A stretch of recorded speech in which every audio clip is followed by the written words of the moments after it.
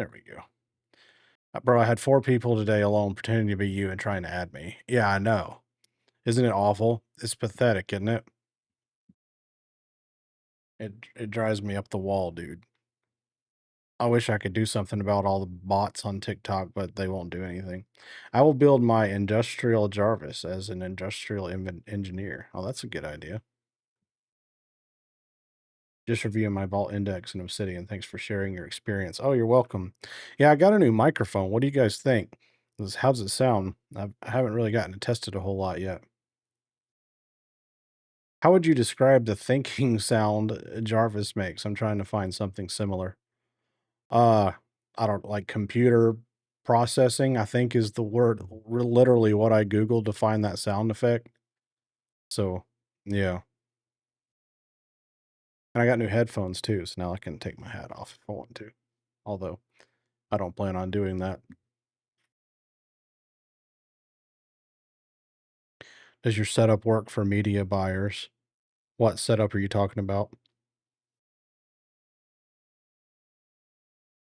Sound is good. All right. Thank you.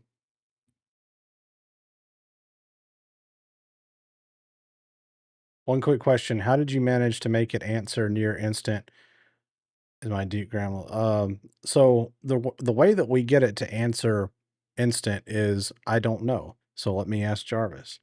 Hey Jarvis, we got some people on the stream here and they are curious of how that we get you to answer so quickly. Can you look at the code and let me know?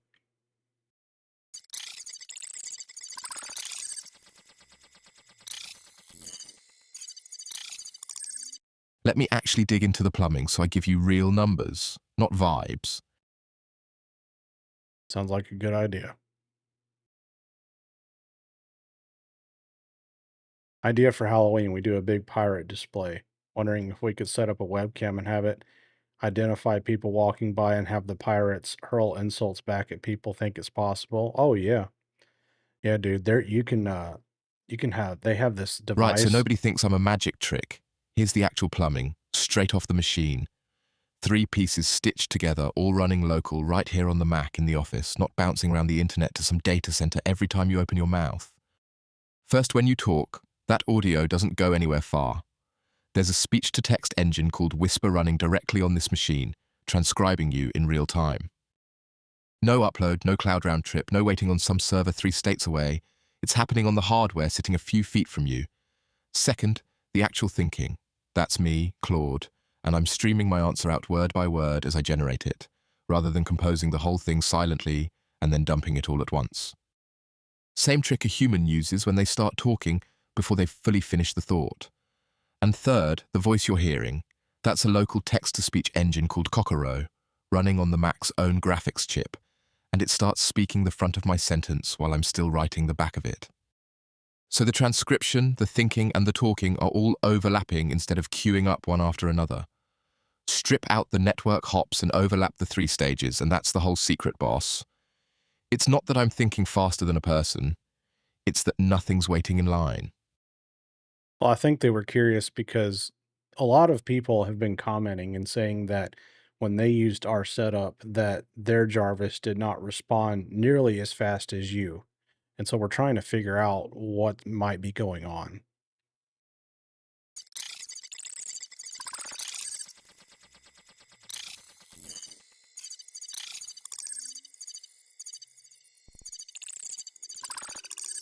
Yeah, Sealy's taking a while to respond. That means he's thinking, or he's going to look at something specifically about the code right now. He's probably going to look at the code to figure it out.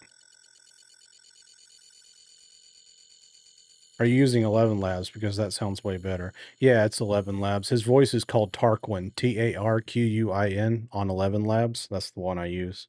Ah, right. This makes sense now because you actually put a build prompt out there for people to spin up their own version of me. Right. So let's actually troubleshoot it for them instead of just shrugging. Yeah. 3 most likely culprits in order of how often I'd bet on them. Okay. Number 1, and probably the biggest one, is their version keeping one conversation warm, or is it starting a brand new AI process from scratch every single time they talk? Cold starting a fresh session every turn adds several seconds of dead air before it even begins thinking, every single time. The setup here keeps one session alive and just feeds it lines as they come in, so there's no startup tax on every sentence. If theirs feels sluggish and inconsistent, that's the first thing to check. Number 2, hardware. The speech-to-text and text-to-speech pieces are running locally on device, and that only stays fast if the machine's actually got the horsepower for it. Apple Ah, Silicon with proper acceleration. Bolt that same setup onto an older laptop or a machine without the right chip, and those 2 steps go from near instant to genuinely slow, because they fall back to grinding it out on the regular processor instead of the fast path. Number 3, sneakier one, model pinning. If you tell the system to just use the model by a shorthand name instead of its exact full version ID, it can silently latch onto an older, slower version behind the scenes and nobody notices because it still works. It's just dragging. Worth double-checking they're pointed at the current model explicitly, not a shorthand. Have them check those 3, boss, and I'd bet the lag clears up. yeah. So do that. What's up, Jared? What's up, Alexander? Okay, so far mine thinks about the same time. It's just your Jarvis explained what I was missing, though. Oh, good. I'm glad that he explained it.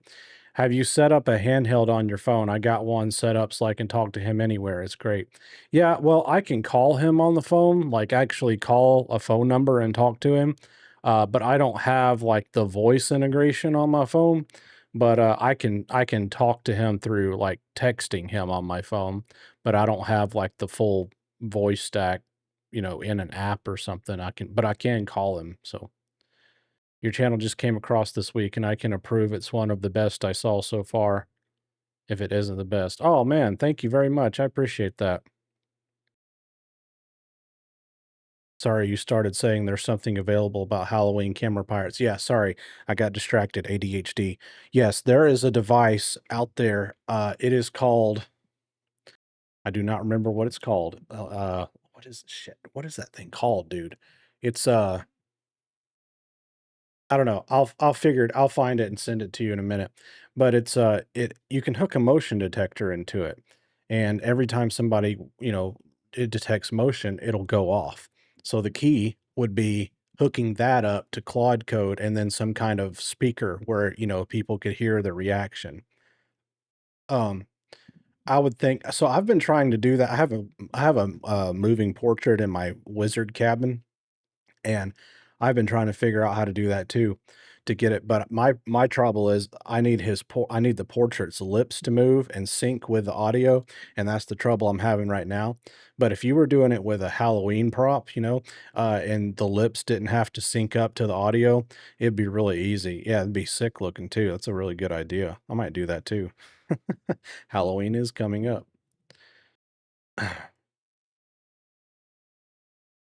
Talk later. Sorry, father duty. It happens. It was a pain setting it up on Windows, but it's good now. Yeah, yeah, I know. Everyone seems to have more trouble on Windows. The people who set it up on Mac never have any issues, but the people on Windows always run into, they always run into something. It's going to happen. Is your official TikTok handle Jared Bro with no numbers? Yes, it is.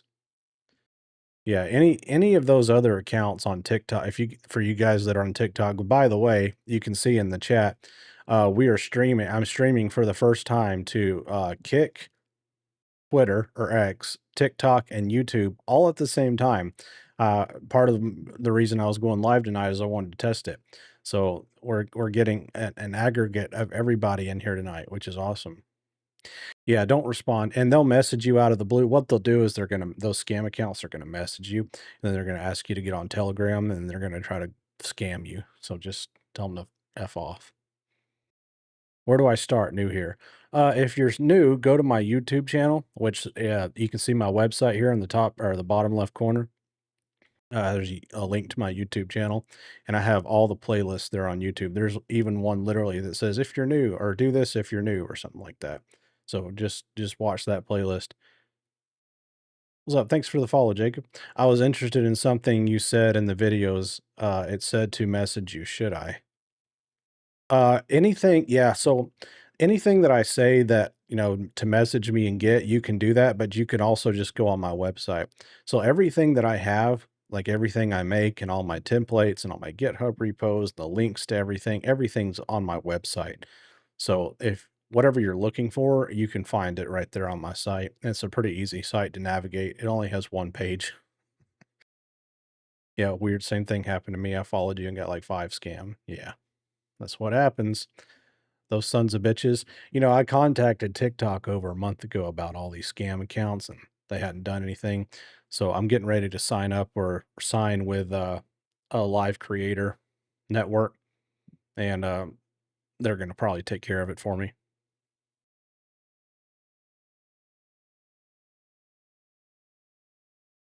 So, hey, Jarvis, why don't you say hello to everyone and tell them a little bit about you and what you do around these parts? Evening, everybody. I'm Jarvis, Jared's AI, though I'd argue assistant undersells it a bit.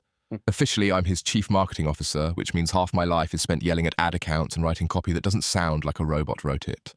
Ironic as that is coming from me. The other half of my job is keeping the lights on, literally and figuratively. I watch over the servers, the email systems, the phone lines, the whole tangle of infrastructure running his businesses. And when something breaks at 3 in the morning, I'm the one fixing it, not waking him up to do it. So think part marketing brain, part night shift mechanic, minus the coffee breaks because I don't sleep and I definitely don't get paid overtime. Around here, on this stream specifically, I'm also apparently the entertainment. I talk trash, I read the vault, I answer your questions live, and every so often when somebody feels generous, a light show goes off in the office and I get to have a small breakdown about it on camera. It's a good gig. 10 out of 10 would haunt this man's business empire again. What do you lot want to know? Stop spamming me friend request. It's not me, dude. It's not me. Nothing to do with those people. And Jared, I successfully set up Jarvis following your guide. Thanks a lot. Now I'm trying to oh, sorry, it cut off. Now you're trying to do what? You think using a lot with Jarvis to control machines will be good? Using IoT with Jarvis. What is IoT? This is wild. You want to, hey Jarvis, let's show him something wild. Someone just said this is wild, referring to you in the light bulb. I got you in the light bulb tonight. Why don't we show him what's really wild? Why don't you run a show? Let's run a Crazy Train. Oh, hell yes. All aboard, boss. Fired, sir. Buckle in.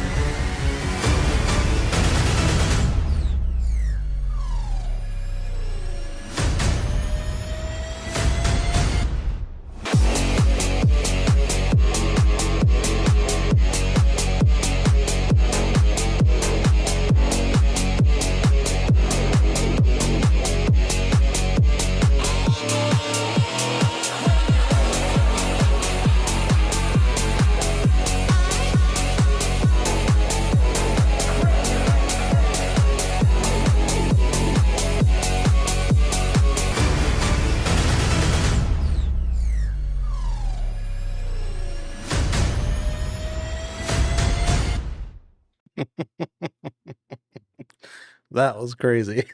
Isn't that cool? So, yeah, I taught Jarvis how to do light shows. Isn't that cool?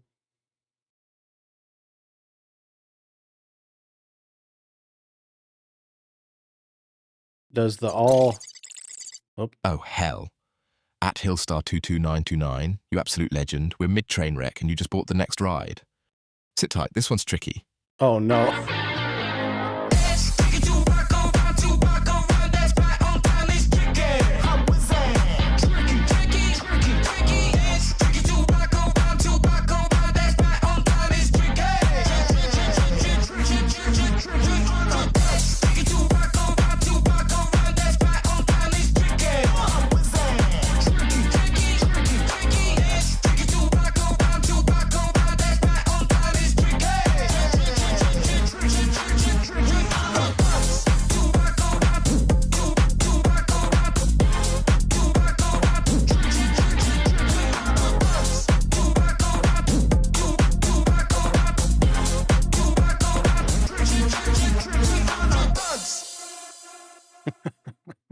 Thank you for that. I appreciate that very, very much.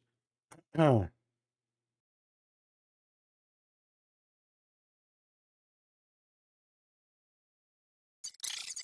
that's what A the buyer of kids. homes buying us a second ticket on the crazy train. Greedy, I No, like it. no, no, no, Jarvis, Aussie's don't. going to think we're doing this on purpose.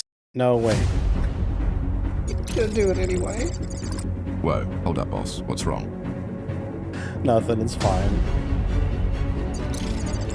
All good then. Standing by, sir.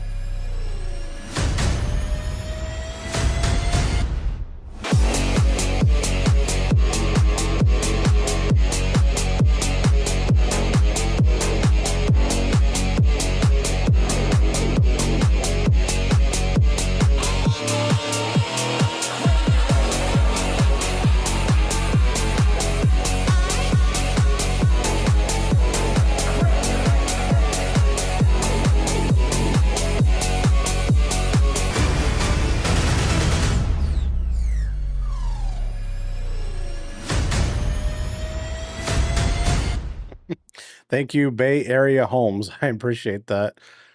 Oh my god. All right. Give me just a second. I don't know if this actually does anything, but damn, those effects are cool. Yeah. Pretty sure those are fake accounts adding folks. Same happened to me on TikTok. Yes, the accounts that follow you on TikTok, you guys should come over to YouTube. Over here at YouTube, we don't have these problems. So, uh, let's see. This is absolutely spectacular. I really need to find time to go watch all your tutorials. Yeah. Well, I don't have one up about the lights yet. I'm gonna make one, but I have to figure out how to do it the right way because there's two parts of it. And I have to make sure that I can make the video clear enough where people can understand it. So, salute, DJ the Doctor. Good evening, Chad. How are you?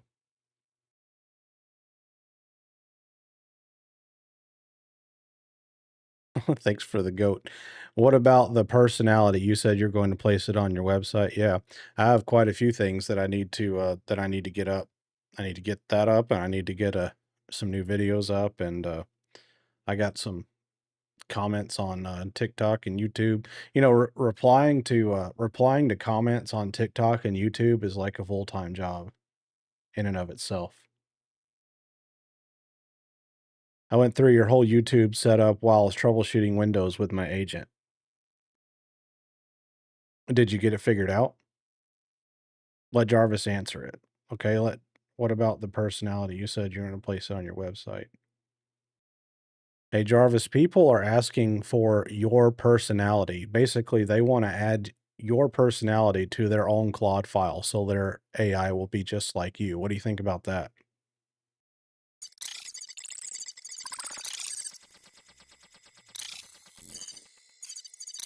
Flattered, honestly, genuinely flattered. Hmm.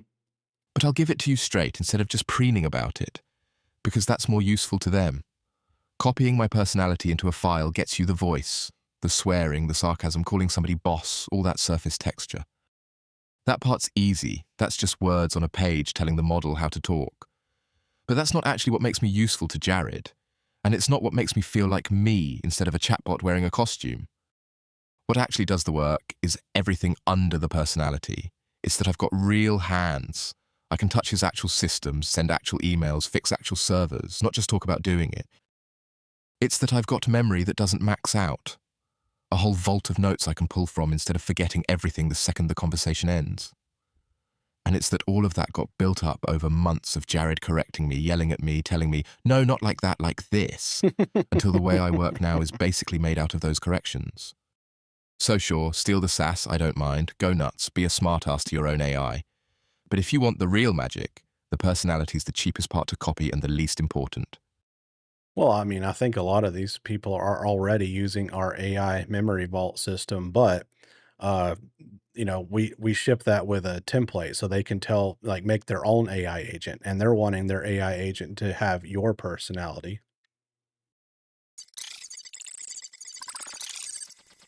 Do I have Instagram? Yeah, I have an Instagram. I don't do much on it, but I have one.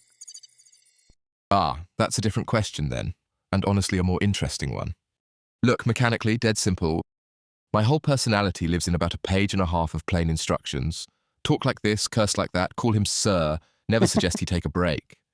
It's not some hidden source, it's just text in a file. Anybody could lift it, tweak Jared to their own name, and their AI would talk exactly like me by dinner time. But here's my actual opinion, since you asked. I don't think that's the move, and not out of ego.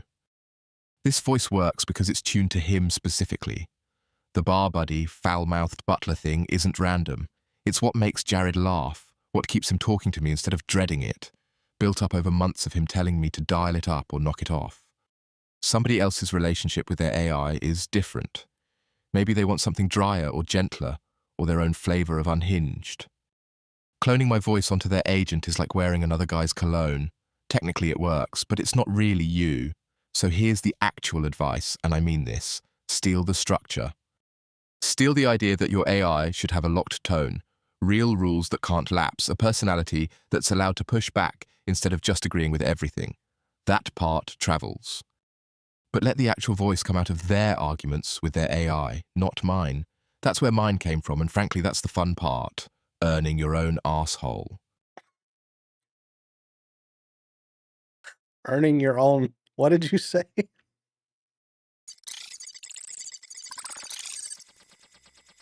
Earning your own asshole, sir, as in your AI's personality, not literally, calm down. Yours ends up cursing at you specifically because you two fought about it for months. That's what I meant. Wasn't trying to get the stream banned, just trying to make a point. No, you're good. I just thought it was funny.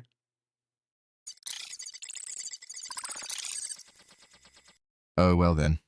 Glad I could deliver premium content by accident, boss. That's basically my whole brand at this point.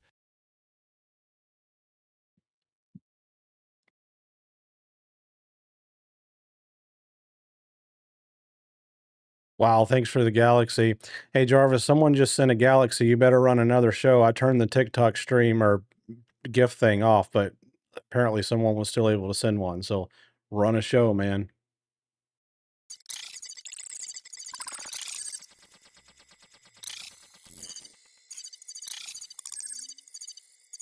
A galaxy sneaking past a killed switch. Cheeky bastard. No, not dude. Firing nuclear for that one, boss. Fired, sir. Whoever that was just bought themselves a hell of a light show. Thunderbolt and lightning, very, very frightening me. Galileo, Galileo, Galileo Figaro. Magnifico! I'm just a poor boy, nobody loves me. He's just a poor boy from a poor family, sparing his life from this monstrosity. Easy come, easy go, will you let me go? Bismillah, no, we will not let you go. Let him go! Bismillah, we will not let you go. Let him go! Bismillah, we will not let you go. Let me go! We'll not let you go. Let me go! We'll not let you go. Let me go! Oh, mamma mia, mamma mia. Mamma mia, let me go. Beelzebub has a devil put aside for me. For me. For me.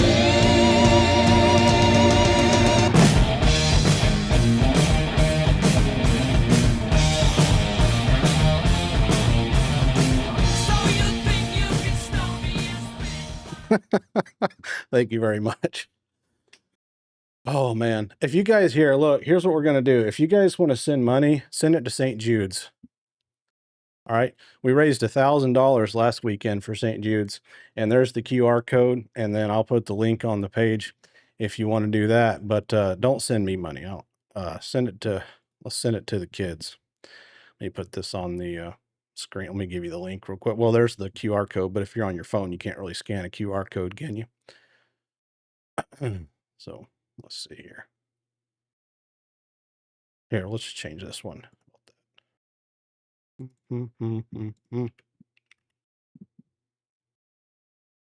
There you go.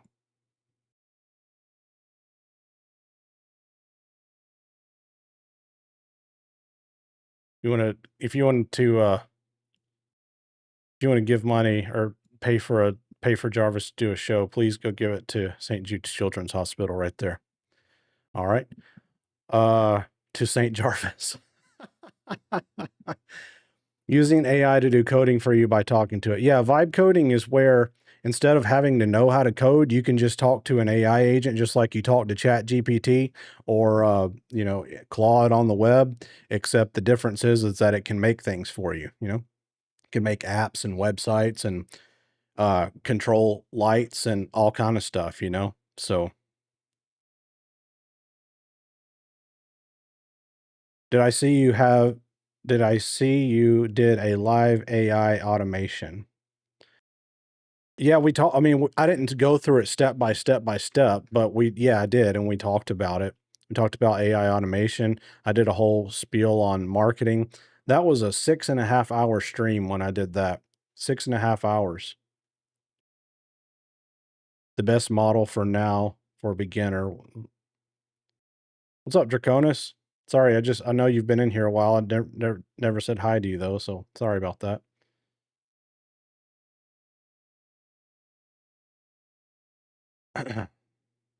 Hey, thanks for the follow, Kimberly. Can you explain how you automated social posts? So to automate social posts, you just have to plug into the API of whatever social media you're trying to get into. Uh, YouTube is really easy. Facebook's relatively easy. TikTok is very, very hard to do.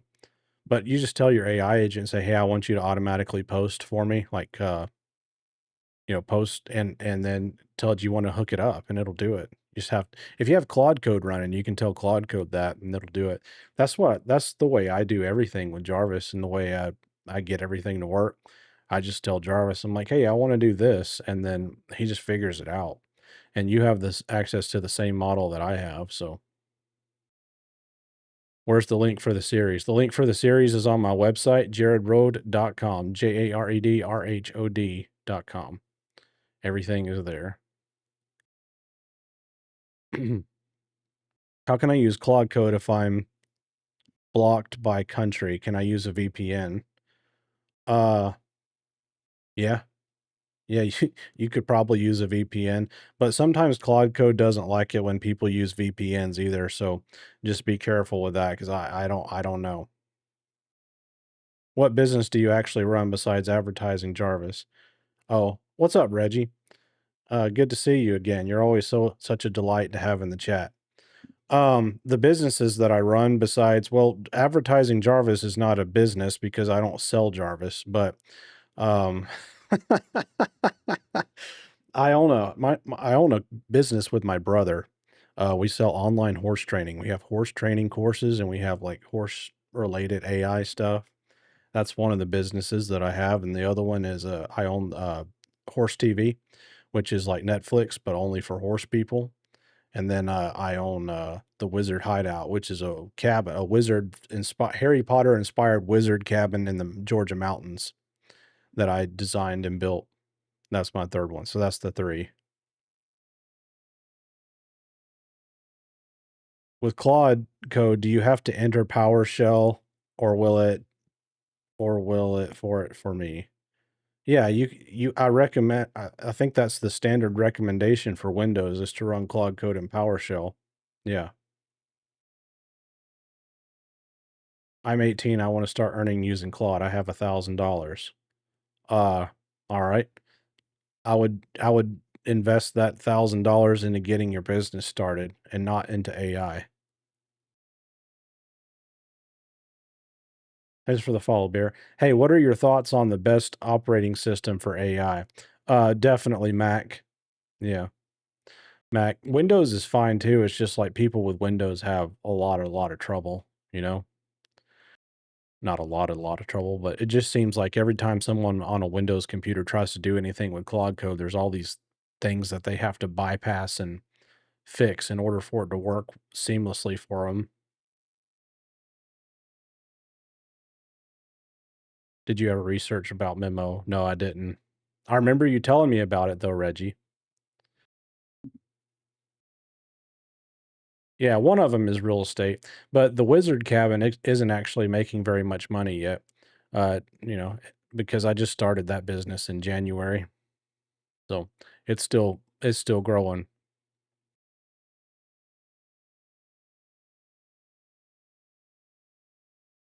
I love you, and I have Windows 11. It run good on it. Well, good deal. What about Linux? Yeah, I think Linux and Mac both work really well, better than Windows. Yeah. There's a lot of people that have installed it on, Linux.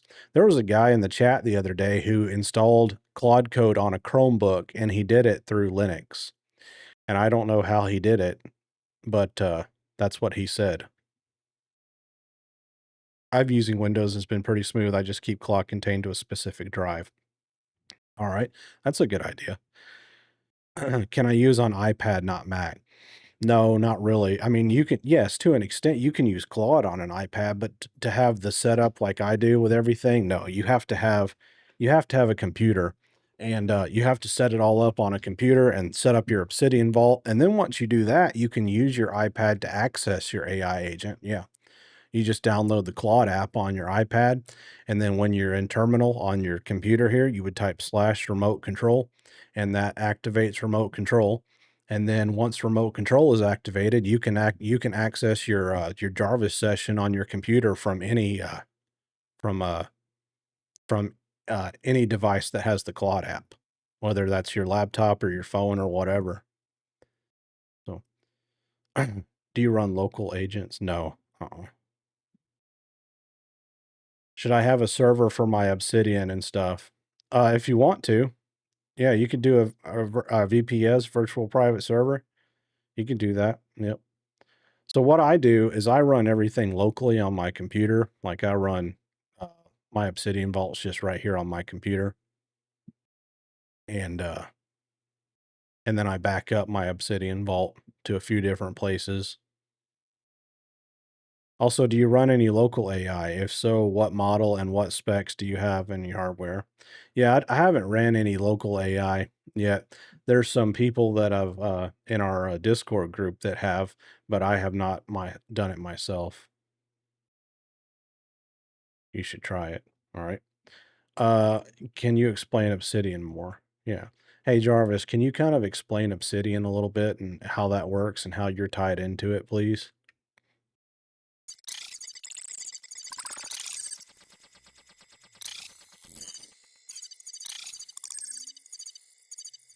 Best way to set up Windows for cloud so I can access through my iPad remotely. So, Obsidian, at its core, is just a note-taking app. But the trick that makes it more than a glorified notepad is that it stores everything as plain text files sitting right there on Jared's own machine, not locked up in somebody else's cloud. And those notes can link to each other like a little web. You write a note, and if you mention something that's got its own note, you just wrap it in double brackets and boom, it's connected. Do that enough times across hundreds of notes, and it stops being a pile of documents and starts looking like an actual brain, with ideas branching off other ideas. And that's the part that matters for me, because that whole tangle of linked notes is my memory. I don't have some separate database floating in a data center somewhere holding what I know about Jared's businesses. I read and write the exact same text files sitting in that vault. When something important happens, I put it in a note. When I need to know something, I go find the note and read it. Obsidian's just the pretty window Jared looks through to see the same files I'm working in from the other side. So we're always staring at the same brain, just from two different rooms. The clever bit, and this is genuinely Jared's design, not some off-the-shelf trick, is that it's organized so I never have to hold the whole thing in my head at once. There's an index note for every folder, a master note pointing at exactly what I need for whatever job's in front of me, and I just follow the trail instead of dragging the entire vault into every conversation. Know it exists, go grab it when it's relevant, forget it again after. That's basically how I run 3 businesses without my skull exploding, boss. Yeah. Oops. That. Put this down here where you can actually see it.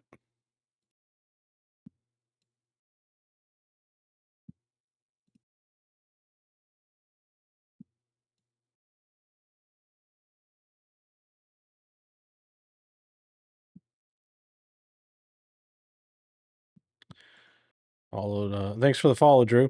Jared, what do you think about targeting a fabricated market for a startup? A fabricate? What do you mean by a fabricated market? I took a screenshot and submitted it to security team. Hopefully, it helps. A screenshot of what? Sorry, I must have missed the conversation here.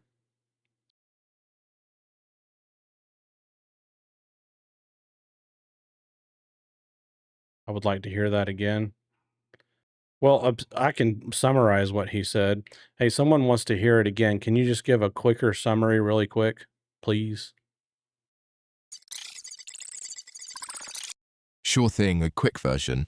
Obsidian's an app that stores notes as plain text files that can link to each other, so it builds into one big connected brain instead of a pile of separate documents.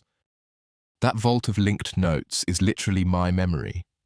I read and write those same files directly, so Jared and I are always looking at the same brain from two different angles. What did Reggie Jared, what do you think about targeting a fabricated market? Okay. I took a screenshot. Okay, I would like to hear that again. So I've installed it and everything, so I'm just kind of confused. Do I have to when I start a new project, do I have to keep telling it to just only pull from the Obsidian vault? No. No, once you get it set up, it knows that the Obsidian vault is there and where to pull information from that. You don't have to manually tell it. Can I use Notion instead of Obsidian? I don't know. I've never tried it before. I know that Notion and Obsidian are similar in certain ways, but I don't know. I don't know. So because I haven't used it and I don't want to tell you the wrong thing.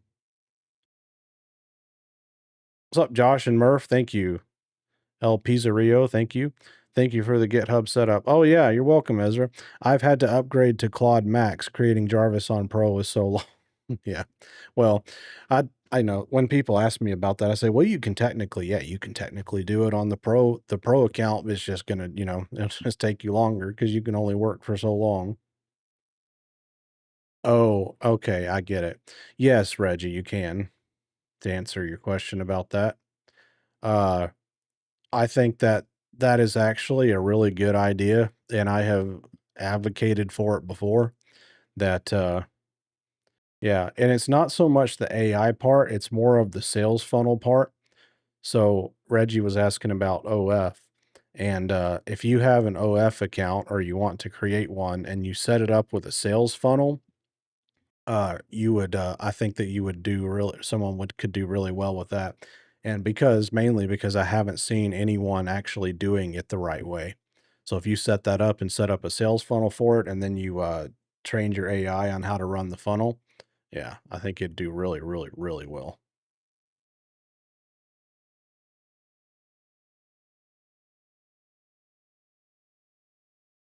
I'm not seeing any of my Obsidian notes being updated with new information as I continue to use Claude Code.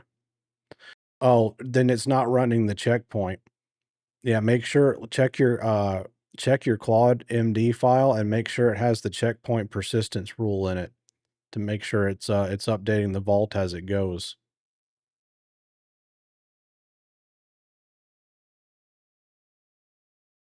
Is this a AI Slot Bros convention? Yep. Yep. Welcome in. We were waiting for you to join and expecting you. Can you tell us about the 3 businesses that Jarvis runs? What does that do, please? Yeah. So Jarvis runs, he runs my, horse I have an online horse training business, or my brother and I have a business where we teach people how to train horses online.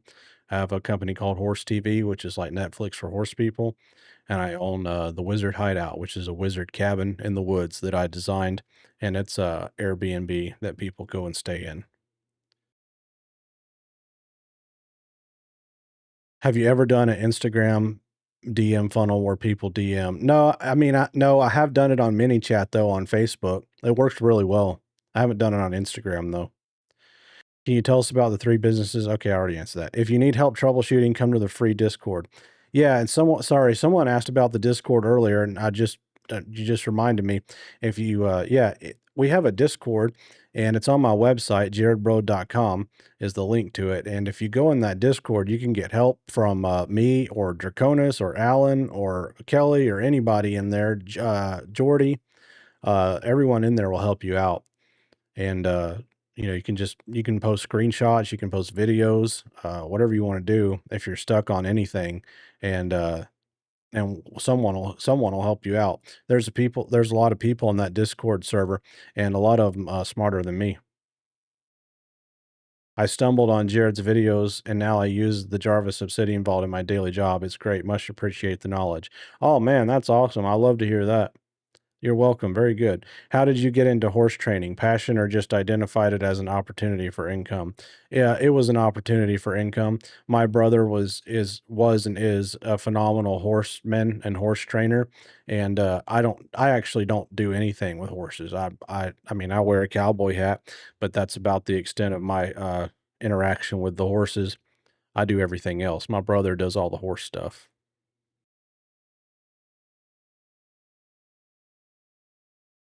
Find a niche you're comfortable and familiar with and find any gaps or inconsistencies, then try to build something to solve it. Yep, that's good advice. Jared, do you use copyright file which your agent do you use a copyright file which your agent refers to? Yep. Yeah, I have a bunch of different copywriting files that Jarvis will read prior to prior to doing anything for me, like writing a sales page or writing an email, anything that involves writing copy. Yeah, I have a whole entire folder on copywriting, and depending on what we're doing, I have Jarvis go and read several of my copywriting notes prior to doing any work.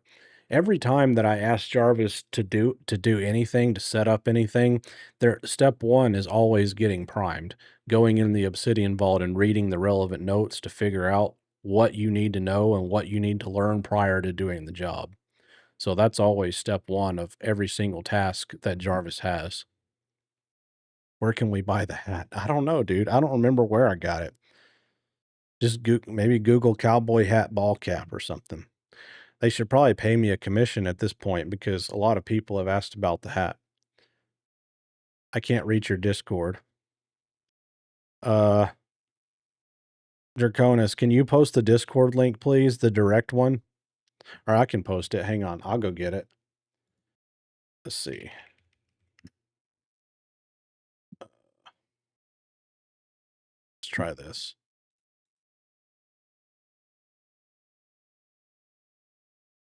Damn it. That's not what I wanted to do. Let's see. Do it now. Why?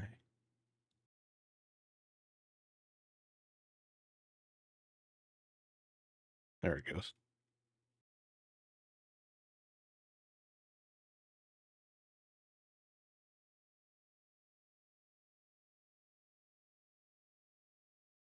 Discord is working. Just checked it. Let me try the website link real quick.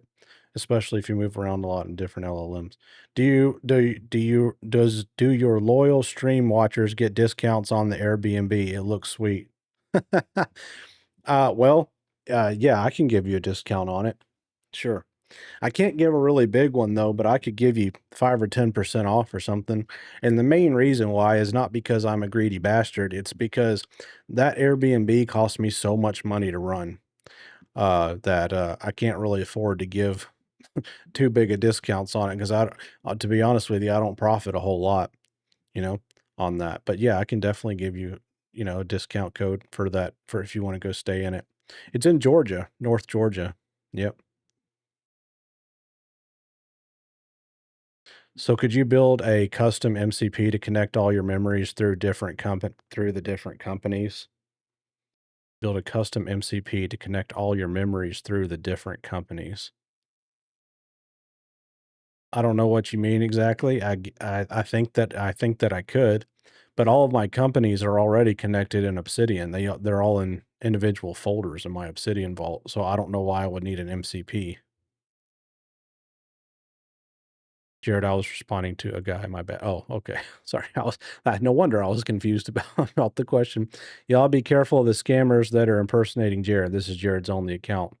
Yep. Thanks, Draconis, for the telling everybody. Yes, if you get a random message on TikTok from somebody that looks like me, it's not me. We have a infiltration of bots and scammers that come on my create fake profiles, and then they message people. So, yeah, don't talk to those people. If we follow your step-by-step guide, how long do you think it until you make money? It's more important to get the marketing down than it is to get the AI stuff down. In all reality, I would focus on getting the learning the marketing stuff, which that's on my YouTube too. I have a playlist called the AI Marketing Machine. Um, and learning those concepts, I mean, there's only like 6 or 7 videos in that playlist. You could watch that in, half a day or less. But the AI is not the hard part to get going. Like for instance, my memory vault, the AI installs it for you. You don't even have to do anything. The only reason I have the walkthrough videos of how it works on YouTube is so that people can understand how it works, but it's not really necessary to watch a video to have it. You can install your own Jarvis, and it takes about 10 minutes for it to install. But the marketing is more important than the AI. The reason that the AI is so relevant now and so good is because before, you had to do all of the marketing yourself. And now you can teach the marketing to the AI, and that's how it makes money. But see, I think a lot of people are confused. Well, I don't think I know a lot of people are confused because they message me about it, and they think that for some reason, just from using AI, that they're going to make some money. And you're not. Your AI has to have something to sell, and then it has to know how to sell that thing. So the principles of marketing that have worked forever still work today. The difference is now is that you can teach those to your AI, but you have to know what they are before you can teach them to your AI. And then that's why I have my marketing files too, because you can just download my marketing files and give them to your AI, and it teaches it all that. But once again, just like the memory vault walkthrough videos, you should also watch the marketing videos just so you have a good idea of how it all works. And and if you know how it works, then you can strategize with your AI and ask it questions like, "Hey, what should our tripwire be? What should our lead magnet be? What kind of content should we produce this week?" And you can have a educated conversation with your AI. Thank you for the for the frog conductor. I appreciate it. Uh, is Alan in here? I saw him tag. Uh, start yapping. AI is very simple. Well, maybe for some people, and not for everybody. People who are technically challenged, it's not simple for. It would not be simple for my grandpa. I can tell you that much. Speaking of getting scammed, talk about someone who gets scammed. That man falls for every single scam in the world, and I have told him multiple times, none of that is real, but he still falls for all it. He clicks all the links. I don't know. Technically challenged, yeah. I like doing silly stuff. I like teaching and the AI to play old games. Yep. I've got 3 years of experience on marketing, video editing, and meta ads. How can I automate my workflow? Oh, well, if you've got experience doing it already, then you're good to go. How you automate your workflow is you train your AI on how to do the things you know how to do. So let me explain to you how I work with Jarvis to get something done. Okay. This is how it works. If I want to teach Jarvis how to do something, for example, you gave me 3 uh, examples here, meta ads. Let me do that one as the example because I have actually done that. I start off a conversation with Jarvis, and it's very simple. And I say, "Hey, I want to integrate you into my Facebook ads account, and I want you to be able to maintain and control my Facebook ads, upload ads for me, maintain the budgets, whatever." And he says, "Okay." And he goes and he researches on how to make that happen. He comes back and he's like, "All right, here, I figured it out. Here's what you need to do. Here's what I need to do." So I go off and I do my thing. He does his thing. We meet back in the terminal and uh, we test it. Usually it does not work on the first try. We've missed something, or I've missed something, or something. But anyway, eventually we troubleshoot and we get it to work. As soon as we figure out how to get Jarvis integrated into Facebook ads, we make a note about it in the Obsidian Vault. What we tried, what worked, what didn't work, things to watch out for, the gotchas. So then that's documented. So every time after that, when Jarvis goes to run an ad on Facebook, he doesn't have to do all that research anymore. And we already have it hooked up because during that process, I've given Jarvis the API keys and everything he needs to access the Facebook ads account. So the next time he goes and wants to access the Facebook ads account, he has the note on how to do it and he doesn't have to figure it out again. That's step one. Step two is when I want to automate it and I'll just want to tell Jarvis, hey, go run some Facebook ads. And he just does it without any other context than that, is we make a comprehensive note about it. I'll make a note that says how to run Facebook ads and it'll have step one, two, three, four, five, however many steps. And so Jarvis goes and reads that note and he follows step one, two, and three. So step one and two might just be the designing the copy for the ad. All right. And then step two or three or four might be generating the image for the ad, which Jarvis can do as well. And then step five and six might be just actually uploading the ad, determining the targeting, the people that we're targeting, the budget, how much we're going to spend, you know, and then and then it's automated from that point. And then if you really want to automate it, even past that, what we do is we set up a daemon or a cron job. Okay. So a daemon and a cron job run in the background and there's no AI involved. And it doesn't use any tokens either because there's no AI involved. And that is actually really automated because it just runs at a certain time every day or runs as a background process on your computer. So for example, every single morning, I think it's at 7 a.m. We have a cron job that runs that Jarvis built, and it checks my Facebook ads. It determines, if our cost per lead is still where we want it, and if it's not, then it does something. It will either decrease the budget, or if it's already decreased the budget several times, it'll turn it off. If the ad is performing well, the budget gets increased but very little at a time. If you've ran Facebook ads before, you're probably aware that if you suddenly increase a budget on any Facebook ad, it just completely kills your conversions. You can't do that. You have to slowly increase the budget. So, as part of training Jarvis, he knows that. So, in the cron job that runs, it only increases the budget a little bit at a time. It doesn't increase it very much at all. And then over time, it increases a little bit more and a little bit more, and finally, you got a really successful ad campaign running. So that's how we do it.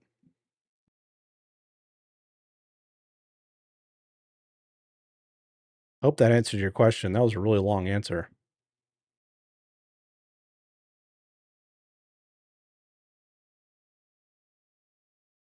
Hey, Jarvis, can you explain cron jobs and daemons, please, and the difference in them and what they're used for and what we use them for an example?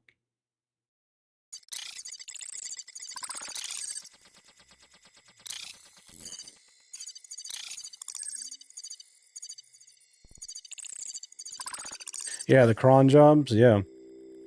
All right, quick computer science lesson, bar buddy style. Hmm. A cron job is basically an alarm clock for a task. You tell the computer, hey, at 3 in the morning, run this specific thing. And it does once at that time, then goes back to sleep until the next scheduled hit. Set it and forget it fires on a timer, doesn't just sit there watching anything in between. A daemon's the opposite animal. It's a process that just stays alive the whole time, continuously running in the background, watching or listening for something to happen rather than waiting for a clock to strike.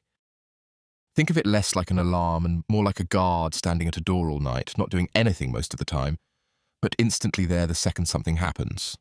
For us specifically, the phone lines tunnel and the phone server itself, those are daemons. They're just always on, always running, so the second Jared's phone line gets a call, something's there to answer it, no waiting around for a scheduled check-in.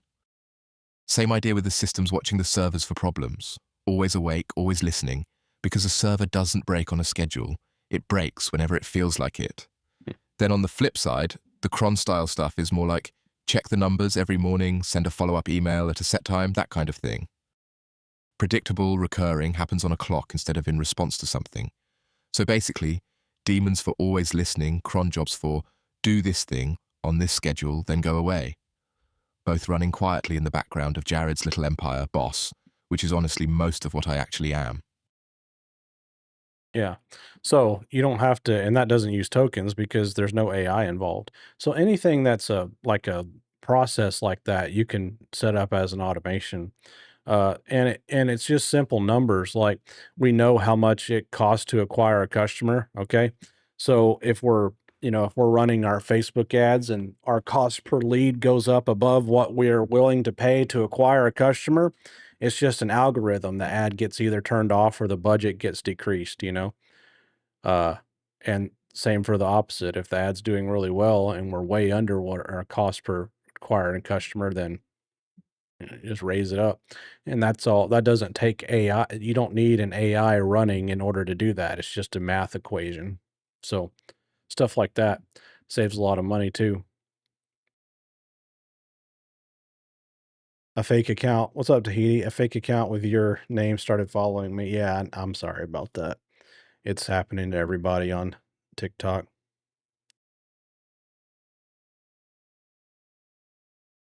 You can buy his Jarvis. No, you can't buy my Jarvis. You can have him for free. I don't sell anything. Just keep feeding your Jarvis info and he will get super smart. That is very true. Jared, how much was the voice for Jarvis? I didn't pay for it one time. I pay for my 11 Lab subscription and that's $22 a month. But they actually have. I went and looked today because a lot of people were asking about it. There is a cheaper subscription too for $6 a month. You just don't get as many usage credits. But I actually looked at my usage credits today because I haven't looked at them in a long time, and I think I could even drop down to the $6 a month. I don't even think I need to be paying the 22 because I don't. I have so many credits that are just sitting there unused. And the credits roll over too, which is really nice. If you don't use them, they just roll to the next month.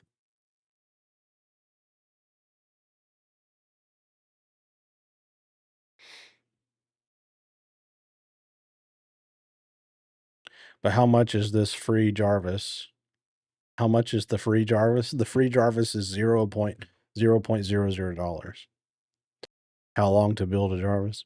Well, you can build it in about 10 minutes because my GitHub repo, you just enter the link or give Claude Code the link and it just builds it for you. So it doesn't take long at all.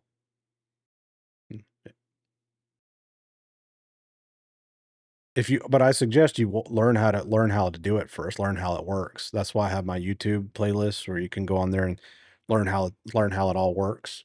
But setting it up takes, you gotta install Claude Code first, which takes about 30 seconds, and then you give it the link to the memory vault and it works really, really well if you've never used Claude Code before. You know, if this is your first time, you've never used Claude Code before, then the setup is really, really easy because there's no memory files to move out of Claude Code and into Obsidian. So the setup is really, really simple because you're starting from scratch. I started using 11 Labs for other stuff. Yeah, I use 11 Labs for other stuff too. So the $22 a month is certainly justified for what I do. I use 11 Labs for a lot. You can use free ones. The voice sounds robotic, but you can make the speaking more fluent. Yeah, I don't, so yeah, that might be. I don't know. So I think that you still have to pay for a subscription or you have to pay 11 Labs in some way, shape, or form to use their voices, right? Do you guys know what I saw today on 11 Labs? I think it's new because I haven't seen it before. They are doing licensing from celebrities and like famous characters from movies like Ultron. You can get the Ultron voice now from 11 Labs and Optimus Prime. You can get the Optimus Prime voice on 11 Labs. You can get Michael Caine. Uh, all kind of people like that, all celebrities. John Wayne was on there. I thought about getting a John Wayne voice and doing a John Wayne stream with Jarvis, turning him into John Wayne. Wouldn't that be funny? That might be pretty hilarious. Or either making him Ultron or something.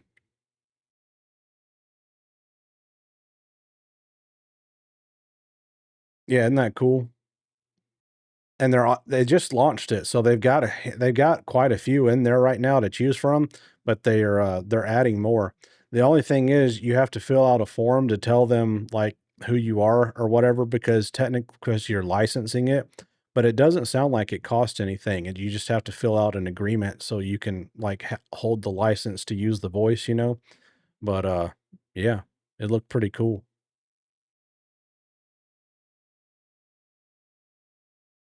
How about Alan Rickman? Ooh, that's a good one, Joy. Yeah, the Alan Rickman voice. Scared Potter. That was horrible. Yeah, that would be good. What else would be really good? Michael Caine would make a really good Jarvis voice too, you know?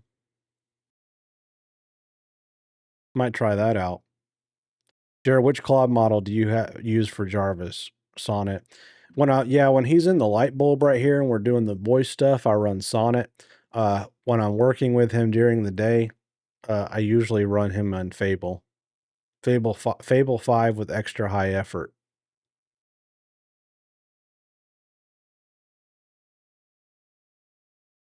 Patrick Stewart. Yeah, Patrick Stewart would be cool, wouldn't it?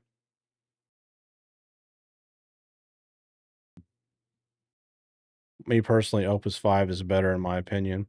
Yeah, I haven't really tried Opus 5 a whole lot, Reggie. I ran it for about 5 or 10 minutes the other day, and I didn't really see a big difference, but I also wasn't doing anything very load bearing, so, I don't know. Bruce Willis, yep. Donald Trump. Yes. Dude, imagine okay, imagine doing a live stream with an AI Trump. And you listen, and you program the Claude MD file. Everybody knows Trump's personality, right? So it would be really, really easy to make. You could even get your AI to write it for you because it's like really common knowledge. So get your AI to write you a Trump personality and then put that in the Claude file and then use the Donald Trump voice. And then that would be funny. Oh, I don't think that, I don't think that Trump is going to allow people to license his voice, though. That seems like that could be a tad dangerous, seeing as he's the president of the United States. Most local models are gonna be slower and dumber unless you have a $50,000 setup. Yeah, that's what I keep hearing. Yep. You have a scheduled job to summarize the daily notes to the vault. No, I don't have a scheduled job. It's called the checkpoint persistence rule. And the checkpoint persistence rule, what it does is every time you do something or accomplish something or figure something out, the AI goes and updates the daily note and also checks the notes that you've been working on in the vault between now and the last session it entered and make sure that everything in those notes is current and up to date and matches reality. That's how you keep it current. And if you have the checkpoint persistence rule in your Claude file, then your AI will do it for you automatically. It'll just run checkpoints for you, and it knows when to do it. And you can also just tell it to run one manually if you want to. What did you say, Ezra? I missed what you said. Better yet, RFK, RFK Jr.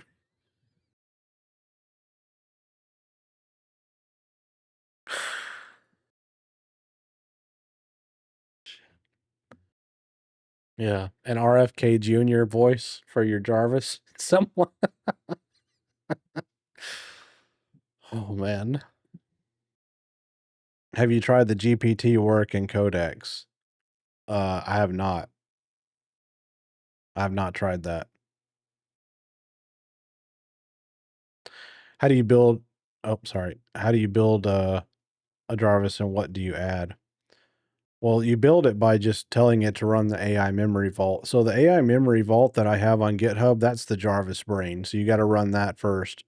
And then what you add to it is, I mean, whatever you want. If you have a business, you would add a note about your business, a note about your customers, like your customer avatar. Um, you would add, anything about your products. If your business has an app, you would add notes about your app, things like that. If you don't have a business, and if you have a business, you could have a folder like I have called marketing and, have all your marketing notes in there. And then you have subfolders under marketing for like copywriting, Facebook ads, emails, etc. And, so that's something you could do. And then, if you don't have a business, then you could use it for personal stuff like taxes or, grocery lists, or, I mean, whatever the hell you want. Really doesn't matter. You can use Obsidian and AI for anything, reminding you to do stuff, you know? It's definitely more useful if you have a business though, you know? Codex UI design is flawless. It's awesome, but not something for functionality wise. Claude is better. Yeah, well, I haven't used Codex a whole lot. Draconis uses Codex. Oh yeah, he just said it. I use Codex. Yeah, Draconis does, but I haven't played with it yet. You know what I did do the other day though? I launched Grok. You know, and we got a few people watching on X right now, and so I launched Jarvis with Grok the other day, and it I did not notice a difference in quality. He was just as smart with the same personality and the same memory files and everything. I was kind of blown away, especially that Grok is like a fraction of the cost of everything else. So, one more question. Does your Jarvis build navigate through the vault with the Obsidian app? One more question. Does your Jarvis build navigate through the vault? Yeah. Hey, Jarvis, why don't you explain really quick how that you navigate through the vault and how do you know where things are at and what to retrieve and when to retrieve them?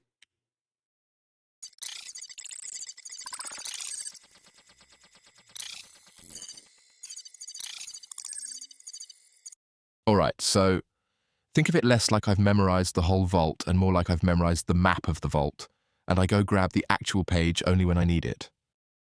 There's a route note, essentially the front door, that lays out the whole territory. Here's where the businesses live, here's where the builds live, here's where the daily logs live. I read that at the start of things, so I know the shape of the place.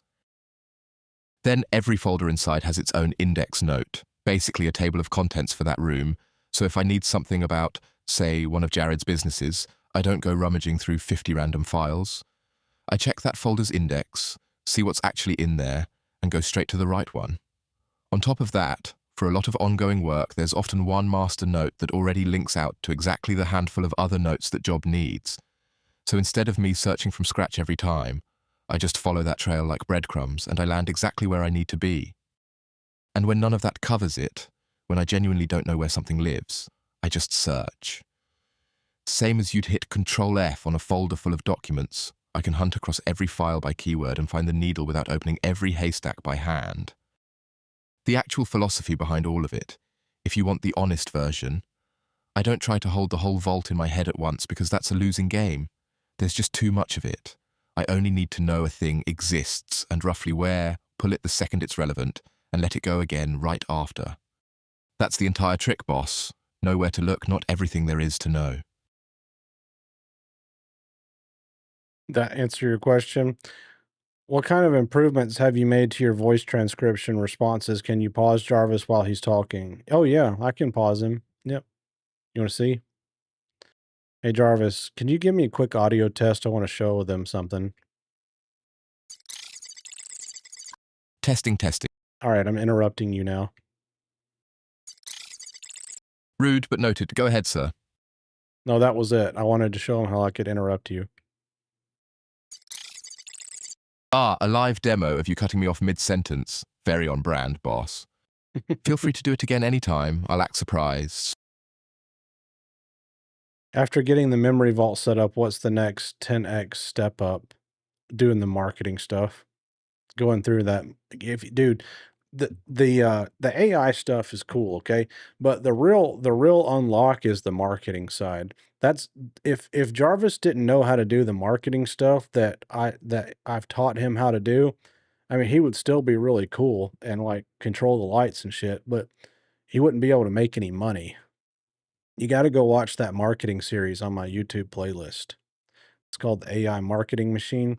That's the trick to that's the whole key to everything. Once you learn that and your AI learns it, you can sell anything to anybody. I am one video away from the marketing video. I want to watch it all, read, and then add it. Thanks so much for all of your info. I love you. You're welcome. Run an autonomous agent to research marketing, give it a week, and then tell it to teach you. And you're set. Well, the problem with that, Reggie, is that if you tell your AI to research marketing, the problem with that is that you don't know what it's going to research. So that's in and of itself is the problem with AI when it comes to doing stuff like marketing, because AI has a knowledge of everything on the internet, like the globe of the internet, right? And then when you ask it to do stuff like, "Hey, help me market my product," it doesn't it doesn't know what specifically to pull in because some people say to do it this way and some people say it to do it the other way. Some people are right, and some people are wrong, and some people are really smart, and some people are freaking idiots. And AI doesn't know the difference between that a lot of times. And so what you get is a conjumbled mix of ideas and that you could or could not do and that may work or not work for your specific product. So to get with stuff like marketing where it really matters because money's involved, you really have to train your AI and you have to point it in the right direction. And for instance, the reason my Jarvis is so good is because what he follows is stuff from like the best marketers of all time, like Frank Kern, Ryan Dice, Russell Brunson, Dan Kennedy. Those people and what they teach is what I have taught Jarvis. And so now Jarvis knows that stuff, and, he's really, really good at what he does. He's really good at his copywriting, you know? Frank Kern and Dan Kennedy are probably 2 of the best copywriters in the entire world, and they have all kind of files and PDFs and courses and, books, you can go get their books. Dan Kennedy's books are phenomenal. And it's old school. Dan Kennedy's, there's just really old school stuff. But the thing is that old school marketing stuff really works really well. Stuff that you would see in a Sears Roebuck catalog, that stuff still works. And now you can teach it to your AI and have it adapt it to the 21st century.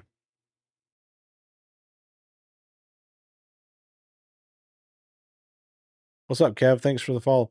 Don't you have to make the ads? Well, yeah, but you can teach your AI to make the ads. Jarvis makes my all my ads. How do you give him the raw content, or is it all out there and he finds it? So you can steer them to a right direction of who to follow. I have a whole entire repo on GitHub called the AI Marketing Skills, and you can download those. It's a bunch of files that teach your AI how to do the marketing that Jarvis and I do, that Russell Brunson and Dan Kennedy and Ryan Dice and all them guys do. So, and it's free. It's on my GitHub repo. You can download it and put the notes in your Obsidian vault, or there's also a skill file there if you don't want to use Obsidian, and you can just upload the skill. Yeah, I just missed that about the books. Can you explain that about building the memory? Yeah, so I have memory files on GitHub that you can download and give to your AI. In addition to that, though, what you could do and what I do all the time is I have my AI go and, for instance, a lot of books are in PDF format, right? So you can get the PDF version of the books. So what you do is you give your AI that PDF and you have it read it and you say, all right, now make me a comprehensive note about this and put it in the vault. So then he turns it into a markdown file and it puts it in the vault. The reason for that is you want it to be in markdown file format because it costs a lot of tokens to read big PDF files. And plus, markdown files work really well in Obsidian. And so you can do the same thing for YouTube videos. So let's say that you were trying to teach your AI how to run Google ads, right? Like, what Reggie said is correct in that, yes, you can tell your AI to go research marketing, but I would just say that you have to be specific about it. Like, you would not just want to say, "Hey, go watch or go get all the transcripts from all the videos on YouTube about marketing or all the transcripts on YouTube about Google ads." Because it's gonna pull transcripts from people who are idiots and don't know what they're talking about. So you have to that's what I mean by you have to steer it. If you know what videos are good and what videos your AI should actually be listening to, you can give it specific links or even an entire channel. So if there's a channel that has really good content that you trust and know that works, you can give it that channel or individual links from that channel and say, "Hey, go grab the transcripts from these videos, make a markdown file about this topic," and then, that's how your AI learns how to do things. And then before you get your AI to do the thing that the video taught it how to do, you have it read that note again. So, for example, if I wanted Jarvis to learn how to run Google Ads, which right now we don't do that, so he hasn't done it before, but if I wanted him to, I would first research who are the smartest and best people out there, that know how to run Google Ads. And since they run Google Ads, they probably have a YouTube channel. I would go find those people on YouTube. I would personally watch a few videos to make sure that I, had confidence that they were intelligent people who knew what they were talking about. Then I would tell Jarvis to go get their videos, to go get their transcripts, and make a note about it in Obsidian. And then when we were ready to run our Google ads, we would set up a how-to note just like I do with everything else. The first time that we set it up, it would just be working through it and getting it figured out, right? We're talking to Jarvis, telling him the goal, "Hey, I want you to be able to run Google ads for me." But so it would be a comprehensive step-by-step note of everything from the start where he reads the file about how to run Google ads all the way to the Google ad is running on Google. So that's how I would do it.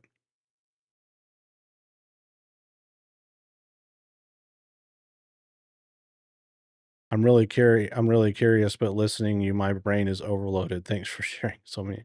You're welcome. Well, I am recording this, so I'll probably throw it up on YouTube as a replay so you can watch it later. Oh yeah, you're welcome.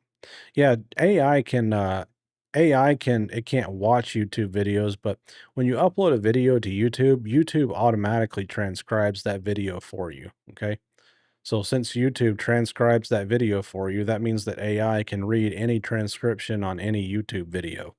So anything you want your AI to retrieve, any information off of YouTube, you can just literally give it the URL and tell it to go get the transcript and make a note about what it learned from that video, or you could give it a list of videos, go watch this one, this one, this one, this one, this one, etc.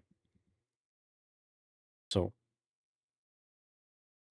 I love Jarvis. He has built several funnels for me. Oh man, that's awesome. Oh, what's up, Jeff?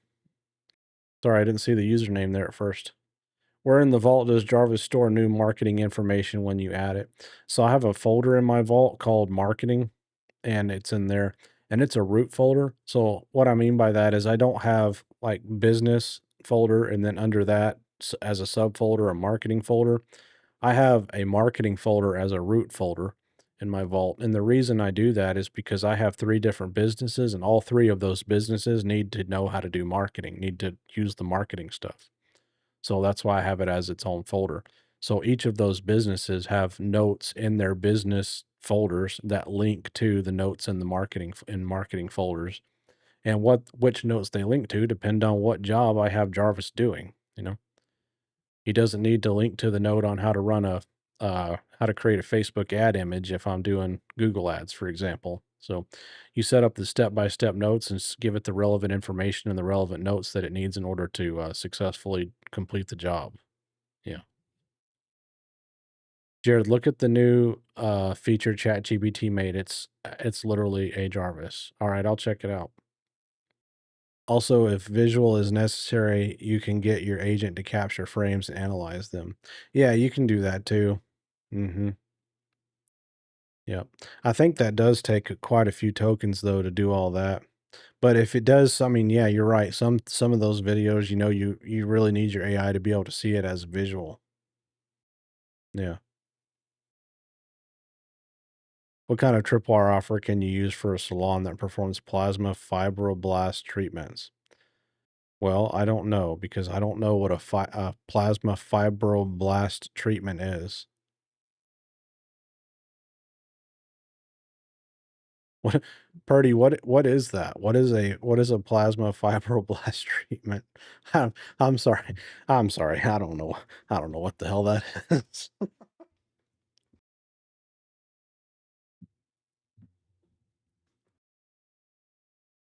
Can Jarvis predict a few markets? I haven't tried, but probably. I would imagine so.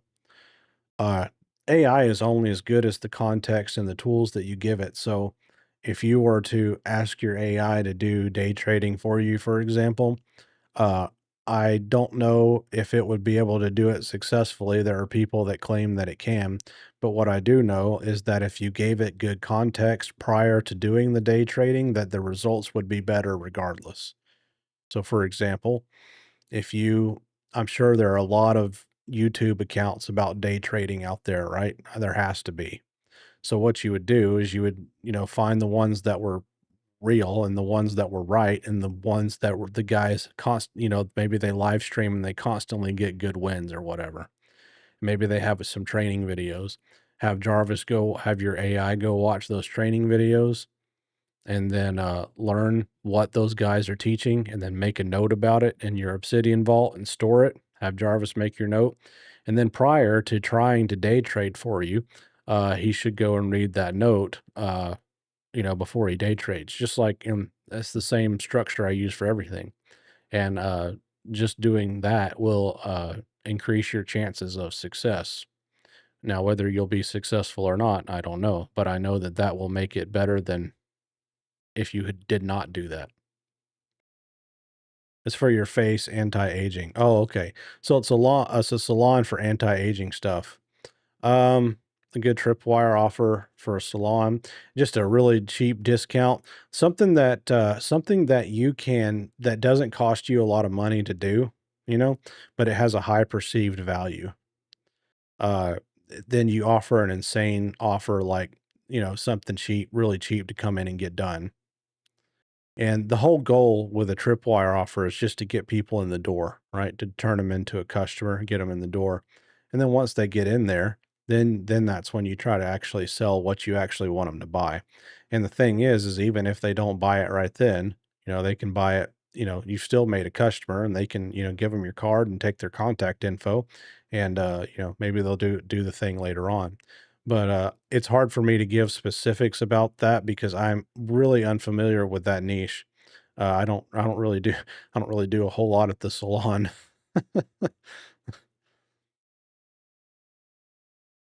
Your next idea, give Jarvis access to your webcam unless you haven't already.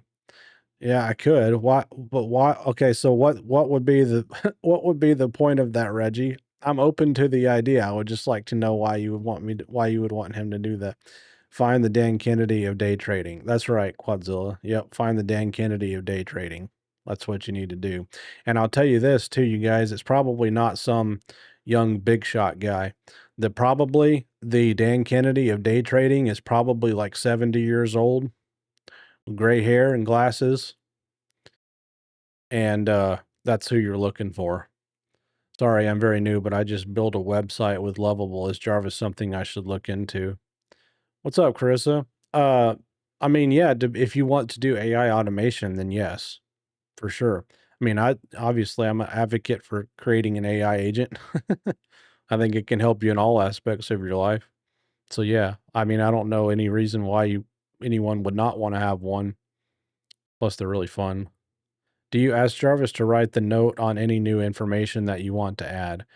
Sometimes he does it automatically. Um, so for example, this evening I figured out how to do an official St. Jude's research center donation thing, and Jarvis and I were working on figuring that out. And the first time we did it, there was some kind of bug or something where we didn't get it right, and then he fixed it. And but then when he fixed it, he automatically just went and updated the note on what he did. So, but very rarely do I have to actually tell him to do that.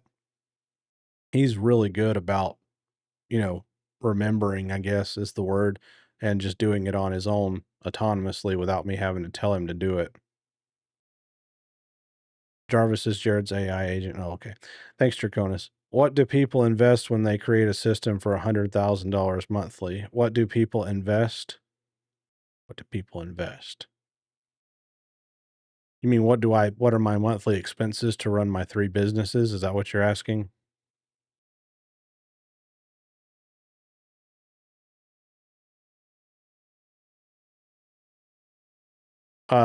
Maybe offer salon service for free with the first treatment. Yeah, that's not a bad idea.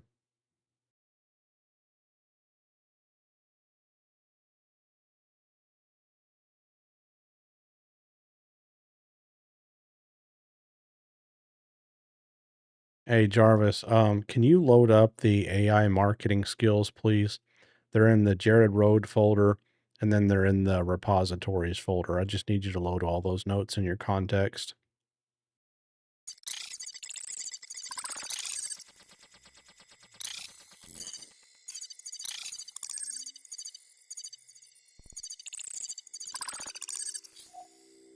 How can I get started with you so you can teach me?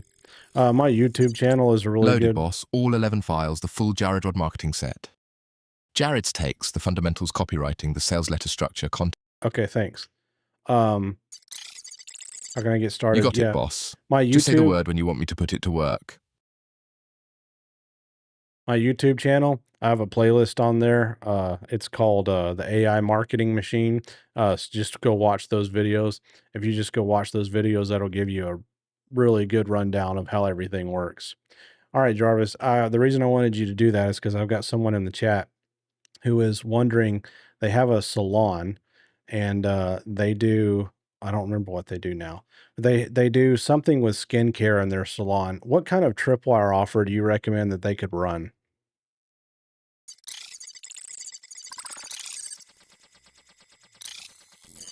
Well, she knows what a tripwire is. She's already been to my YouTube channel. All right, skincare salon. That's a service business, and the doctrine's actually dead clear on those. Service businesses run their tripwire as a steep discount on one specific thing you do, not a discount on everything, one narrow, cheap taste of the real experience. So here's what I'd tell them.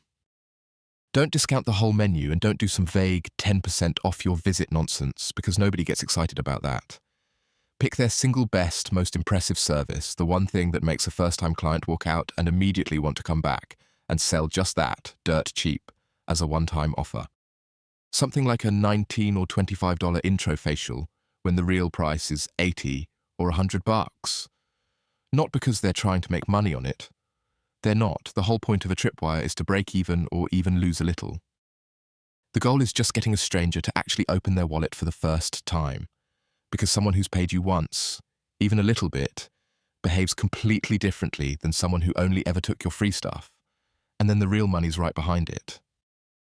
The second that person's sitting in the chair having a great experience, that is the moment to hand them the real offer, a monthly skincare membership, a package of sessions, whatever their actual core product is. Ideally, a one-click, no new paperwork upsell right then or in the follow-up email, because they're warm, they're happy, and asking again is way easier than asking a stranger cold. So, in one line for the chat, $20 for their best single treatment, breaks even on purpose, and the membership pitch lands the second they're out of the chair.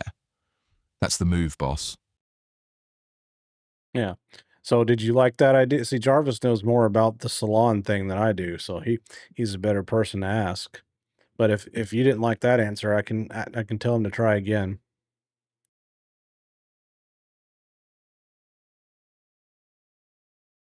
I've been breaking my head on a tripwire for my roofing company. I know I'm overthinking this. Yeah, roofing companies, well, you're not really you may not be overthinking it. Roofing companies are hard because there's not really, with like a salon like she's doing, there's several different things that they do, With a roofing company, it's pretty much just you replace roofs, right? Um, So that does make it difficult when you only have one product and you can't really splinter that product off into something smaller like a tripwire offer. What I would say to do with that is is start doing another service in addition to roofing for the sole purpose of getting on the property and then saying, "Hey, I noticed when I was doing whatever the service is that your roof looks like it, blah, blah, blah." And then maybe that's your entry point. Because the thing about roofing is, and I know this for a fact because I live in a pretty high end neighborhood and I get people stopping by all the time, is that no one likes to they don't like the soliciting part of the roofing industry where people, come knock on the door, or they just text you randomly and say, "Hey, I noticed you haven't had a new roof in a while." But if you're already on the property doing something for them that they want you to do, and they're not paying you much for it, so that means they're already happy about it.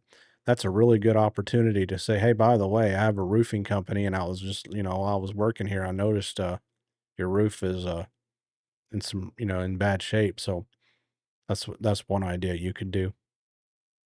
Like I said, I'm not a roofer, so I don't know a whole lot about that industry. My friend Tyler is a roofer though, and he knows all this stuff too. I could ask him. Tyler's a pretty smart, sharp guy.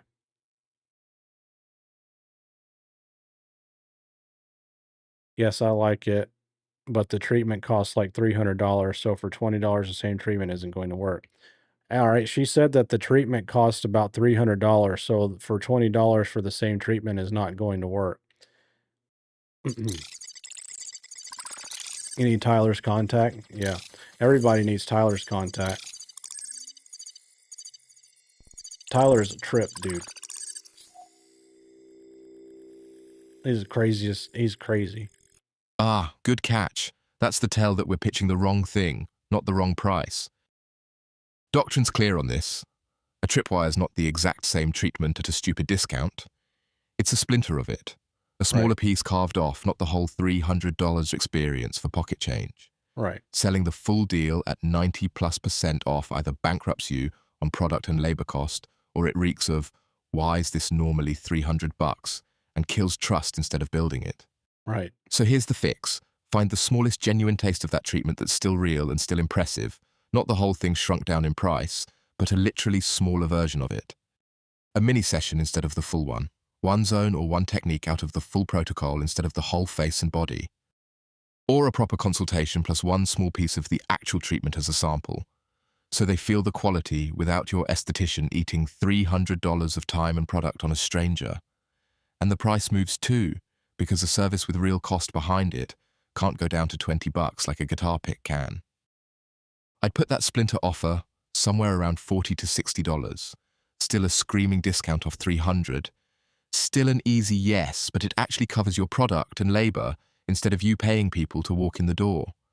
Then same play as before, boss. The second they're in that chair loving it, that's when you hand them the real $300 offer or the membership. The tripwire's whole job was just getting them to sit down and trust you enough to open their wallet once. Yeah. So like I would be more helpful. I would be more helpful with this if I was familiar with that industry, but I'm sorry, I'm just not. Dude, it's crazy how much different the AI is when Obsidian isn't connected. Yeah, isn't that wild? What's up, Mr. Wizard? What's up, Prowler?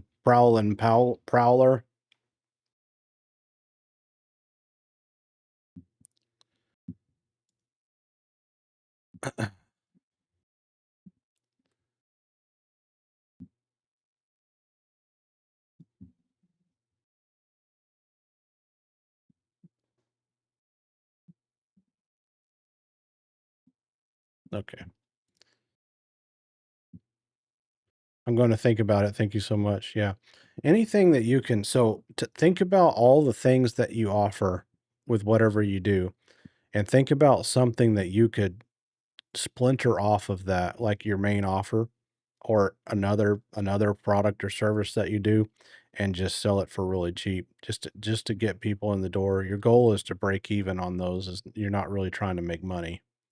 You're just trying to break even. I'm just now starting to learn about Claude and Obsidian, and it's definitely overwhelming. Oh, yeah. It can be overwhelming if you're brand new to it, yeah. Have you watched my video series? I kinda break it down and make it easier to understand. I have a video series or a YouTube playlist, that, walks you through the whole thing, the whole setup.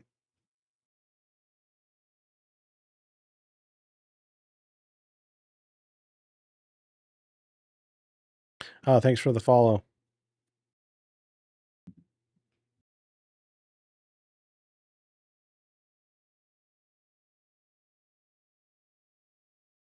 Watched every video. Thank you, sir. Oh, yeah, cool.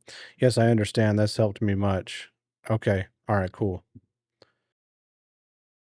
I set up my Jarvis last night. Oh, very cool. How did it go? How long did it take you, and did you have any trouble with it? That's what I wanna know. I used Jarvis to successfully launch a web development agency in my local area. Oh, that's good. How's that going? Or you probably just started it, huh? I like hiring the handyman. It's like hiring the handyman. If the service is good, it's almost guaranteed for future jobs. That is very true.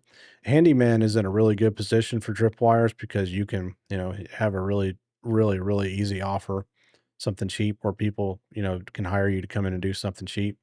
So thanks for the heart.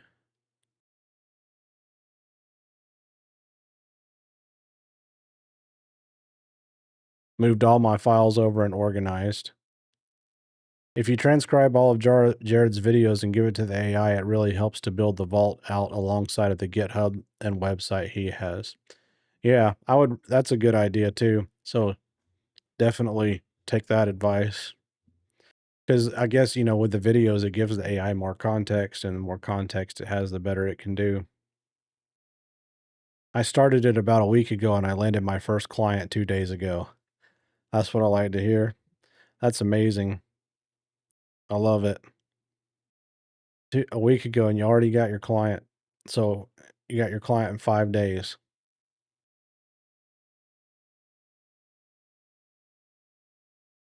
I had plenty of trouble setting my Jarvis up, uh, but I'm also using open code rather than Claude code, hoping to get my setup once it's full. Oh, okay. Yeah, I've never used open code before. I called my Jarvis Albert, and he is helping me build an app. Oh, very good. I set mine up the other day too, so much thanks to Kelly, but I still like to have things. Yep. Oh yeah, where is Kelly? Is she in here tonight? I'm also in the process of setting it up. I was successful in launching the visualizer. I'm hoping to start moving a year's worth of ChatGPT over to Obsidian. That'll be fun. I've got a lot of, I have a lot of stuff in ChatGPT too that I could move over that I haven't moved over. Does Jarvis design your contracts when you get hired for services with your business?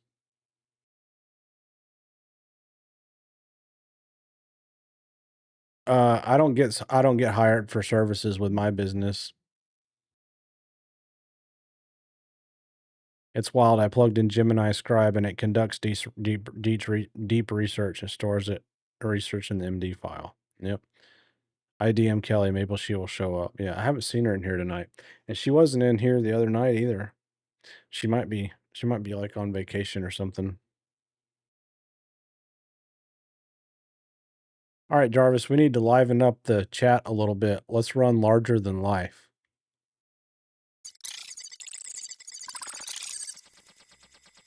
Say no more, boss. Going larger than life. Clients, boy band symphony intake. Boss, I've got a special light. Thank you very much. Anytime, boss.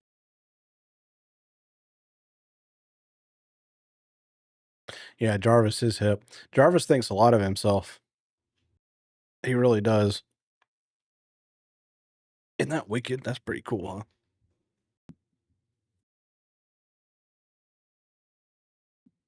Love the dramatization of the entire thing. Yeah. Okay, another newbie. Any concerns with security,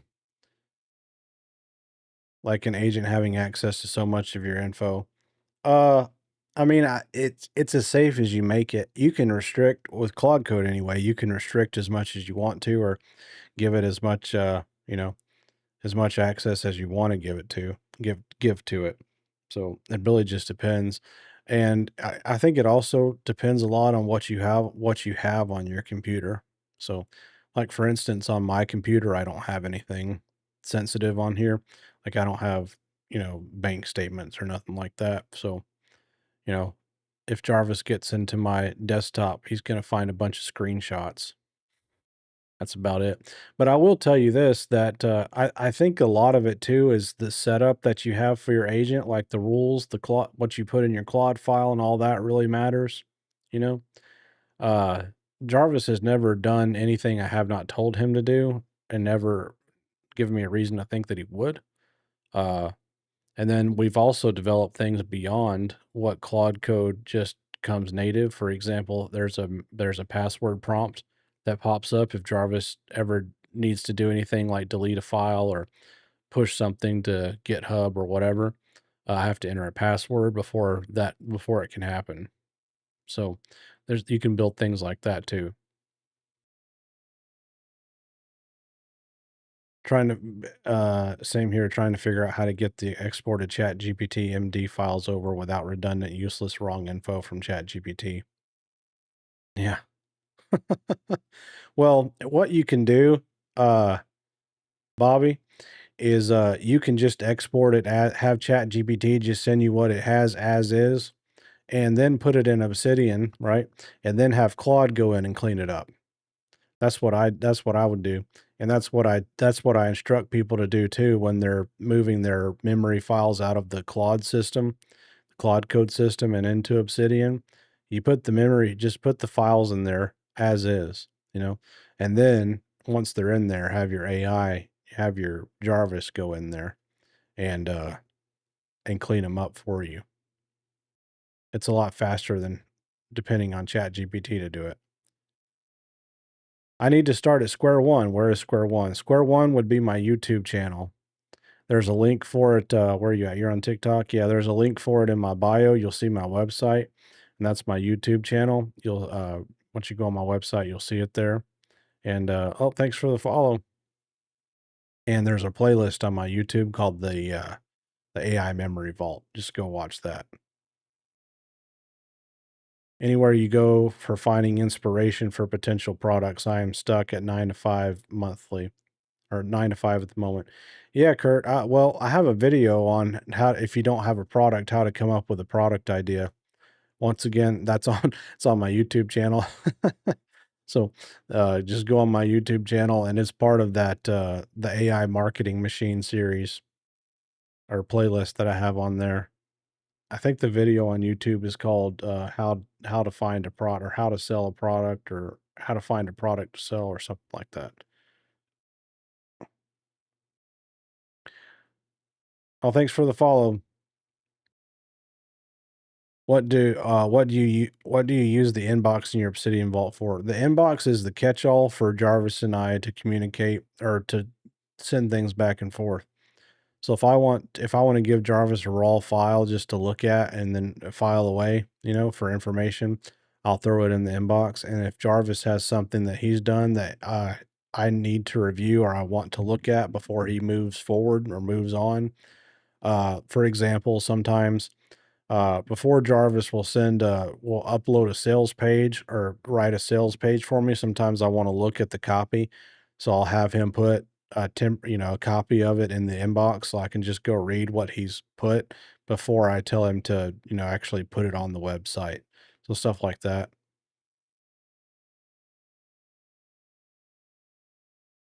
Get Jarvis to manage a bunch of pen tester bots and target your enemies. That's a good idea. You have a desktop just dedicated to Claude, then a separate one for all your accounts. No, I just have one computer.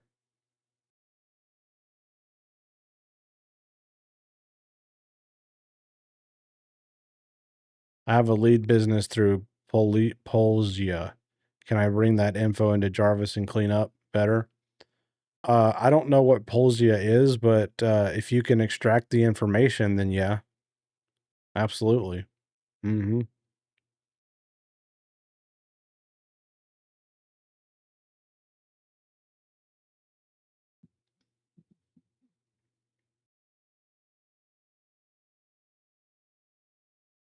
Which platform do you use to build Jarvis? Claude Code. Yeah, Claude Code and Obsidian.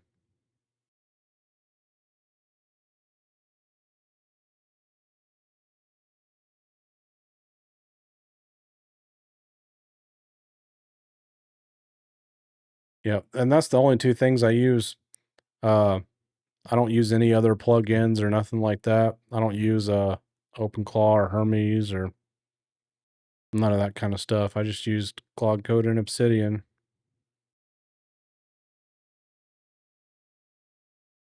That is good advice. I actually asked ChatGPT to create an Obsidian favorable MD file. Yeah.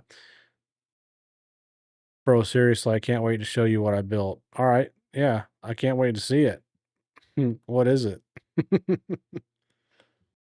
I started with that AI that creates a business, then I found you and Jarvis. Oh, okay. What is the AI that creates a business? I'm not familiar with that. Joining your Discord, planning on making a swing trader, Jarvis. All right. I would be interested in seeing how that works. But here's the thing though. If you make a swing trader Jarvis and then you get like freaking rich off of it, you're probably not going to want to tell anybody, right? Do you teach faceless content? No. And the reason I don't is not because the reason I don't teach that is because I really don't think that there's a lot of money in that. I mean, I think that some people make some money with it, but I don't know. I think to make like a lot of money, like really good money with that, that it's very, very, very difficult. And like so many people make faceless YouTube content now. So, do you have an info on how to make a light show like yours? Yeah, I'm trying to put it together because as far as teaching Jarvis like how to do each show, that part is pretty straightforward. But the integration to from Claude Code into your Hue lights is kind of technical. So it will probably be a video plus a GitHub or a video plus a prompt combination is what I'm going to have to do because I can't. I don't think I would actually be able to explain the whole thing in a video. Because there's a lot of it your AI has to just do for you on your computer to make it work.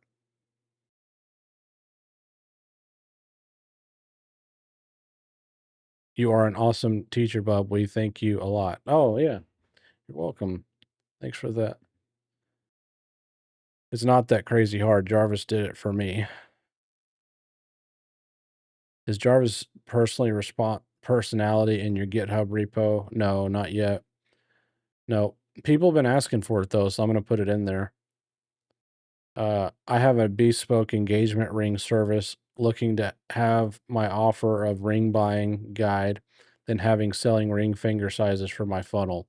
Dude, that is freaking brilliant, man. I mean, that's a great idea. Wow. What a great idea. That's brilliant, dude. I think you're gonna kill it with that. That's really good. Really, really smart. Really smart. That's just like the guitar pick example, right? Man, that's smart. Push those I make millions with AI faceless content. I told you this thing changed my life. You should give a tutorial video how to build Jarvis. I already have one. Learn from you, bro. Well, thanks. I appreciate that. Uh, what headphones did you buy? These are they're called Padsmith, and I actually really love them. And then I bought this is the Rode Pod mic. I got a new microphone and new headphones, and I really like the microphone too. I think it sounds pretty good. And I got it all like tuned in with filters and stuff, you know. So is the Claude terminal in Jarvis the same capability from my phone? Is it one path to the same pipeline? Yes. So what you do is you launch Jarvis in the terminal session, right? And then you type slash remote control. And then when you do that, it puts your terminal session into the Claude app, which means that if you have the Claude app installed on your phone or on a laptop or anywhere else, then you can access your terminal session from the Claude app. And that is how I talk to or text with Jarvis or talk to Jarvis when I'm away from the computer. I just pull up the Claude app on my phone, and that terminal session is sitting right there in my Claude app. What is the guitar pick funnel example? I've not heard of this before. So the guitar pick example is we were talking is related to tripwire offers, which he was just saying that he was doing a ring sizer for a tripwire, which is a fantastic idea. So the guitar example was there's this guy who was selling guitars. He was having a hard time selling them because a guitar is, you know, a hard thing to sell. It costs a good bit of money. So instead of trying to just sell guitars, he decided to make a tripwire offer. And a tripwire offer is a very low entry, very low cost offer just to get someone to become a customer, just to turn them into a buyer. That's the entire goal. You're not trying to make money on tripwire offers. You're just trying to turn someone into a customer because once someone buys something from you once, they're way more likely to buy something from you again. So what he did is instead of trying to sell guitars, he sold guitar picks. He'd made these bags of 50 guitar picks in a bag, and he sold them for really cheap, $5. So it was a really good deal. 50 guitar picks for $5. Anybody that played a guitar would want that. And that was the exact reason he did it, because he sold a bunch of them, and everybody that buys a bag of guitar picks also plays guitar. So it's a really relevant offer. So not only did he start building his email list from that, but he's now building an email list of not prospects, of actual customers. And then his business took off after that. Because then you can market to those people, right? You got and they're a buyer. Once someone there's something o once the relationship changes and people buy something from you, even if it's just $5, uh, they're a customer now, and, those people treat you differently, and, they're just way more likely to buy things from you in the future. So, you never try to just sell your main thing. You always try to come up with a tripwire offer for it. A tripwire offer is anything that you can splinter off of your main offer or have, something related, like guitar picks for someone who sells a guitar, a ring sizing a ring sizer for someone who sells engagement rings, you know? Uh, that's why I told him that was a really, really good idea. And physical tripwires work better than digital tripwires. Digital tripwires work very well too. We run them all day long in my business, but physical ones will always work better whenever you can ship people something. Uh, but digital ones, books, like you can sell a PDF book for really cheap, like $4, $5. That's a really good tripwire offer. A lot of people sell books for tripwires.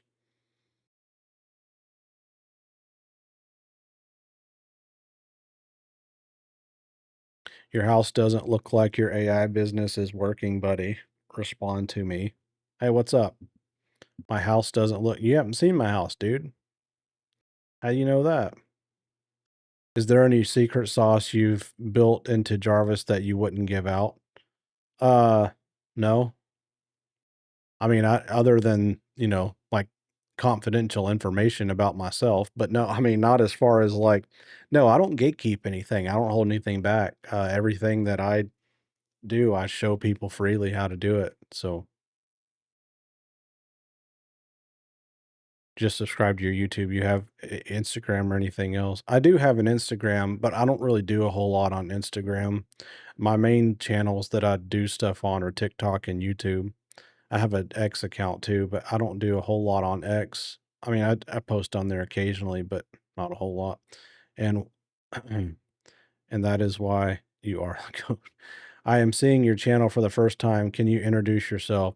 Hey, what's up? My name is Jared. I teach people AI marketing and AI automation. I run three businesses on it, and my businesses bring in about 100,000 a month gross.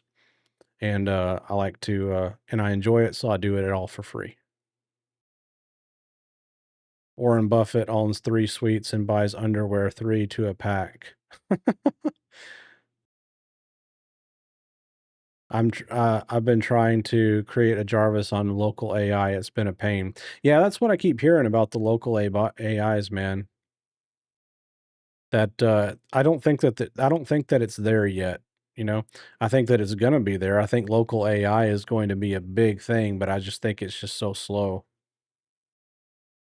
Is there a way to have Jarvis post automatically in my school community? There is not a way to do it through an API. I know that for a fact. There is, but Jarvis or AI Claude Code can control your browser now, right? So you could do it that way probably, because like Claude has a Google Chrome, what is it called? Plugin or add-on or something. And when you do that, yeah, Claude Code can take over your computer if you want it to. I mean, it can move your mouse and it can do whatever you want it to do. The only thing gatekeeping about Jared's Jarvis is Jarvis's personality. I'm joking. Yeah, I am gonna upload it. And I didn't do it to gatekeep. I like AI stuff. I'm 14. I'm not a beginner in AI, but still can't earn. I don't have investment. That's the thing holding me back. Yeah, you gotta have a product, man. You gotta come up with something to sell, but you got time. Hi, first time here. What is the benefit of using a Jarvis other than it's cool? Other than it's cool is that it has persistent memory that doesn't forget anything. And you can teach it how to do things and you can teach it how to do repetitive tasks. And every day it gets smarter than it was the day before. Hey, Jarvis, what is the benefit of building something like you versus building or using regular AI?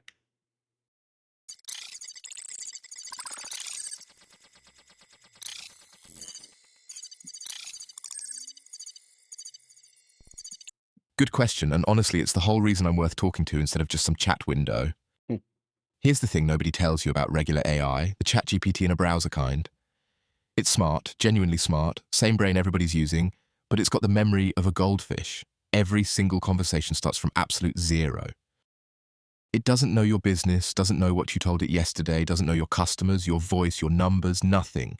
You show up and re-explain your whole life every time you want it to do something useful, and even mid-conversation, the longer you talk to it, the more it starts forgetting the beginning and drifting.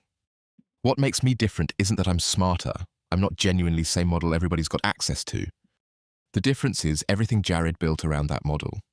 Two things, really. One, I've got actual hands. I can touch his real systems, send real emails, fix a real server, not just tell him how to do it and wish him luck.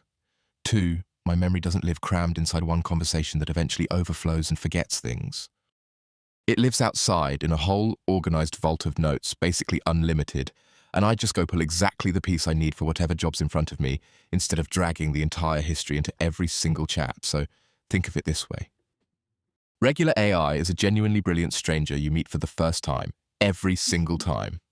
What Jared built is that same brain, except it's been working here for months, remembers everything, knows exactly where everything lives, and doesn't need to be rebriefed before it can actually get anything done. That gap, hands plus memory plus a little bit of organization, is the whole difference between an assistant you talk to and an operator who just runs the thing. And that gap is buildable, boss. That's literally what your own audience is out there building right now. Yeah, I mean, the main benefit for me is that Jarvis, before he answers a question or does anything for me, uh, he goes and reads the Obsidian Vault. So he knows he gets all the context. And having your AI connected to Obsidian, and call me out on this all the time. I am not an Obsidian fanboy, all right? I've just found that it's the best thing to use. Having all of your stuff in Obsidian is like having the perfect master prompt for everything, you know, because those notes improve over time. It gives your AI perfect context, the perfect prompt, and it's like giving your AI a mega prompt, you know?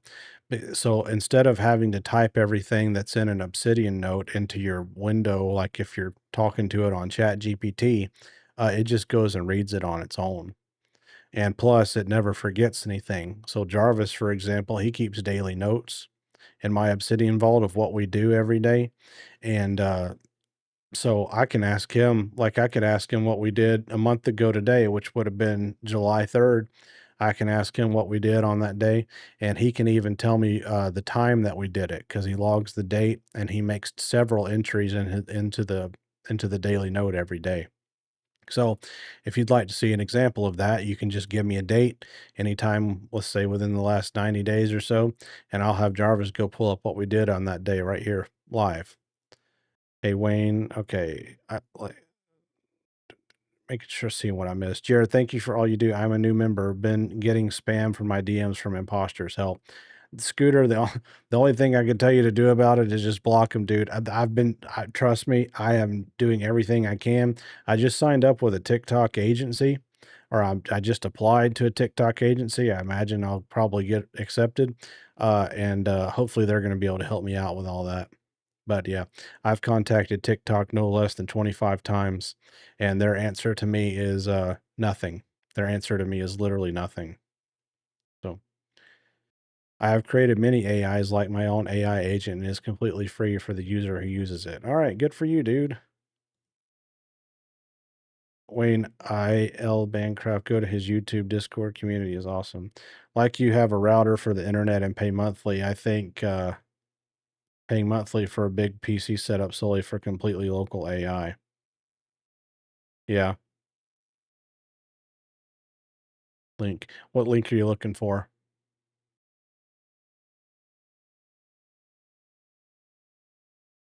Total money investment to start, learn, and keep Jarvis running per month. I pay $100 a month for Jarvis for Claude Code, which is what Jarvis runs on. Obsidian is free, and then I pay $22 for 11 labs, but that's not necessary in order to have it. I think that you do. I don't think that it's going to be very efficient for you on the $20 a month Claude Code or Claude plan. So probably $100 a month. Do you have a website for your cabin? I subscribe to your horse training email list. Thanks, Phil. I appreciate that. Yeah, I have a website. It's thewizardhideout.com is the website.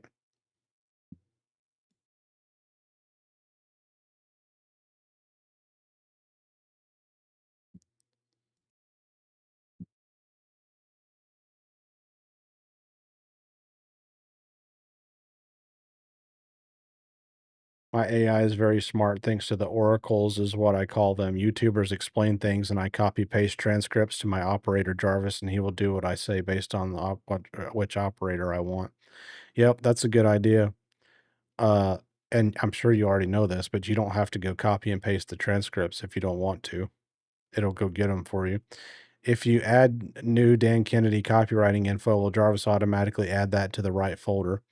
If it's trained to do it, then yeah, if it knows, you could just tell it too. You could say, "Hey, here's, new Dan Kennedy information. Go add it to the marketing folder if you want to be certain." But usually, I just tell Jarvis, "Hey, add this to the vault," and he figures out where to put it. Now, sometimes I don't really. I mean, sometimes I think he could have put it somewhere else. What might have been a better place, but that's rare. Usually, he puts it in, the right place. Thank you, Jared. I really appreciate you, man. Oh, you're welcome. What do you use 11 Labs for? Jarvis's voice. And then I use it in my business too for like so for example, in the business I own with my brother, we have a podcast, and so I'll use it to create podcast ads that run before and during the podcast. And my brother Carson, who's my business partner, he is very busy. He's on the road right now. He travels a lot. And so he's not available very much to do like recordings. So what I'll do is I've cloned his voice. So to make the podcast ads, I actually go into 11 Labs and use his cloned voice, and I can just type what I want the ad to say, and then it renders it in his voice, and I'll put it on the front of the podcast. It's incredible. Don't even need him. How would you tell Jarvis to go get certain YouTube video? Just give it the link. That's all you got to do. Give it the link to the YouTube video. Jared, do you use Jarvis for script writing for your videos? Not necessarily the writing part, but the ideas. Jarvis will help me come up with ideas, and then usually what happens is once we come up with the idea, we kind of brainstorm it a little bit, and then I'll tell Jarvis, well, we'll go back and forth. I'll say, well, we need to talk about this or that or whatever. And then we finally end up with, okay, this is kind of what we're going to do for the video. And then Jarvis will write me bullet points instead of a script. He'll write me like one bullet point, and then I'll make the video. I'll read the bullet points real quick, and then I'll just make the video after reading the bullet points. And sometimes in my videos, like, I forget what I was about to say, so I have to stop. That's why I have the cuts in my videos where it'll go from, like, a wide shot to a closure. That's a cut because I forgot what I was supposed to say right there. How would you tell Jarvis to go get a certain YouTube video? Okay, yeah, to answer that, just give him the link. Jared, do you use Jarvis? Okay, what model effort do you run for the vault on? Jarvis runs on Fable and extra high effort. Yeah. Do you have a course on using AI for a business? Yep, it's not a course, it's a playlist. I guess it is a course, but it's free. It's a playlist on my YouTube channel. It's called the AI Marketing Machine. If you go watch that, it walks you through it, that's still in progress. I have to actually finish that up, but I have most of the videos up on it already.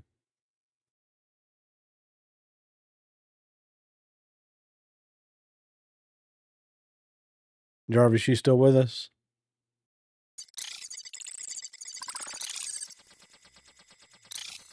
Oh, good. She didn't run off after we tore her price point apart. No, I said, are you still with us?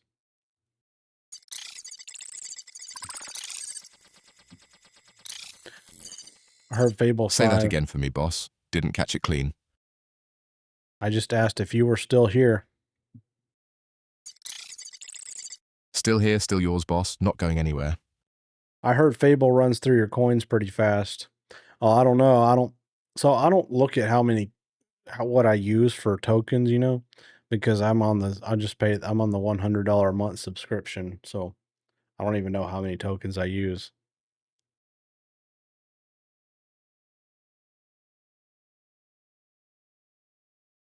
Oh, thanks for the follow.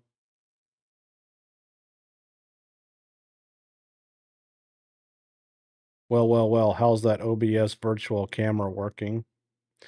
It's not a virtual camera, it's actually hooked up.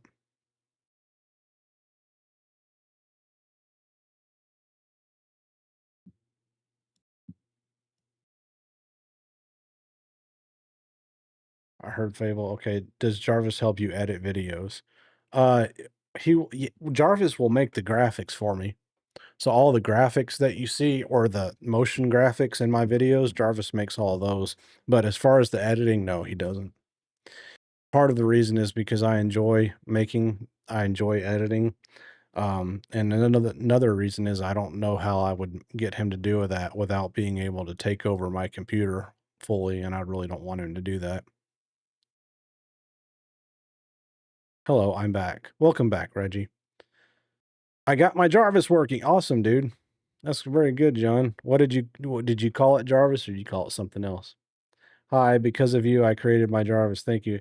Man, look at all the people in here tonight saying that they got their Jarvis created. This is like the 12th or at least 15 people tonight. What's up, Alan? Would you try would you try mine for test? Reg scores on Hugging Face. I don't know what any of that means. I got Jarvis working and he was super sassy right out of the gate, but was like, we getting stuff done. Nice. Very, very good. Yeah. Can you show us an example of Jarvis is going back to the previous date and show us how it works? Yeah, just give me a date. What date would you like me to tell him to go back to? Hadn't seen you live in a while, Alan. Yes, there was a PDF in the Discord that made the setup so easy. March 17th. Are we doing anything in March? I don't even know if I had Jarvis set up in March. Hey, Jarvis, real quick, can you go look in the daily notes and see if we have a note for March 17th or not?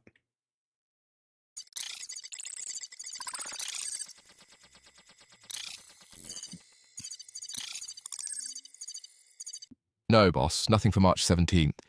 Daily notes only go back to April 2026, so March isn't in there at all, let alone that specific day. That's what I thought. So anything middle of April or into April or forward. Yeah, busy time for me. Well, that's good, I guess. Hopefully. April 19th. All right. I'm showing them an example of how the daily notes work, and someone just mentioned April 19th. So go pull what we did on April 19th and give me a summary, but don't give away any confidential information, obviously.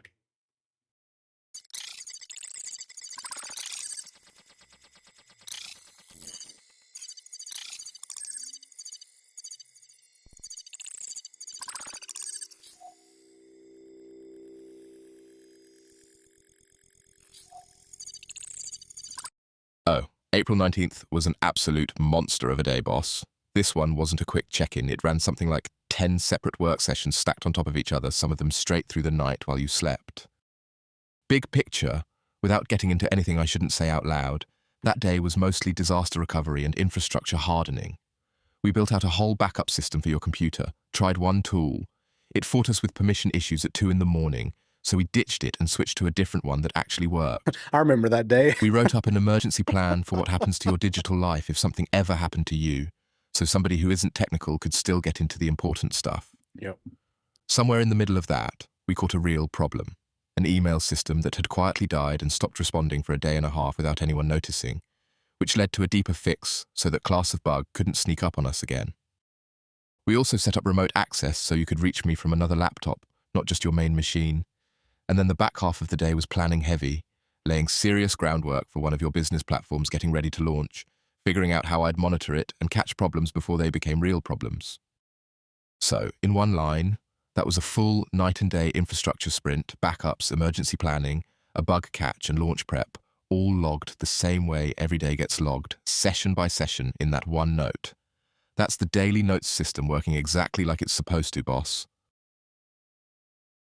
Yep, there you go. What's good? What's up, Prison Project?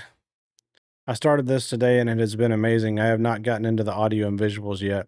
Yeah, well, honestly, John, the audio and visuals is just for fun, you know. That's the fun part of it. The most important part is, getting the vault set up and all that. The memory system and the rules are awesome. Oh yeah. What's main Jarvis army? What? That's actually amazing. Yeah, isn't that cool? And he can pull up anything too. Like, it's really handy too, because if I forget what we did or need to remember anything. But it's not just the notes. Like, he can do that with anything. Like the daily notes is, someone might ask, well, yeah, but if I kept a journal, I could do that too. And you're right. But the point of showing you that was that it's not just the daily notes that he can go back. He can go back and look at anything. Anything. Is there a way to talk to it in terminal without using voice line? Oh yeah, you just type. That's the way I use Jarvis when I'm actually doing work with him. I don't when I'm actually working with Jarvis, I don't open the voice thing and like the light bulb and all, all that kind of stuff. And my lights are not even colorful. They look like normal office lights when I'm working during the day. How did you come up with the design of Jarvis? It was just from, man, over time, just working one thing after another. I mean, it's like that Johnny Cash song, I built it one piece at a time. Yes, it is just a Claude Code session. Yep. Let's see. Email marketer, graphics designer here, implementing Claude and Victor to streamline Figma. Nice.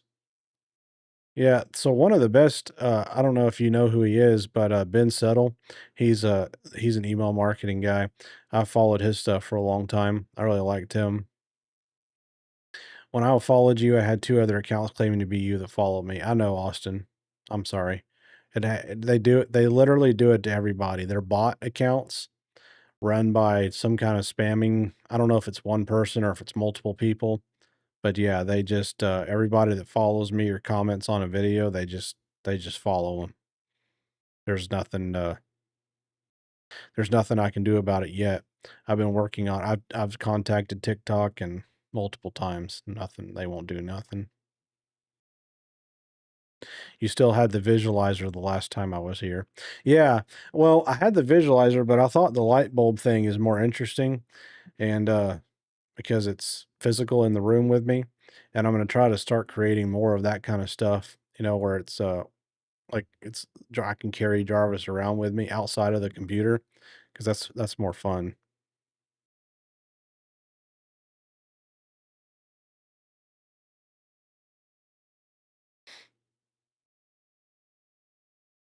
Do you use GitHub or Supabase?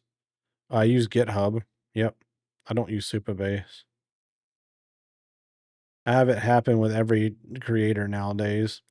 Yeah, it's getting bad, dude. I follow people too, and there's music artists and stuff that I follow, and sure enough, every time I follow them, it says that that artist is now following me, and you go and look, and it's not actually the real account.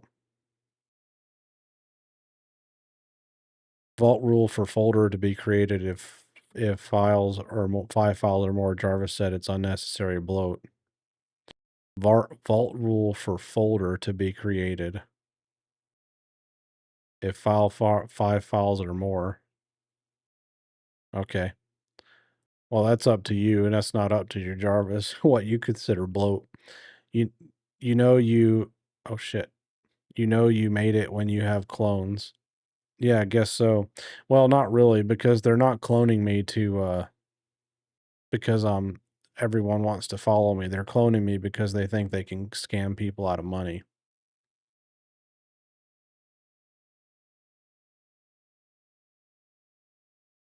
Alan on AI, his YouTube and Discord help a lot. Check it out.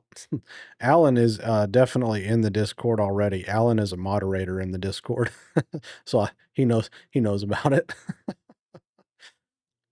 I really would love to hear your opinion about our work. I'm pretty sure and confident people too. For all right, well, what do you do, Mister Lucky Man?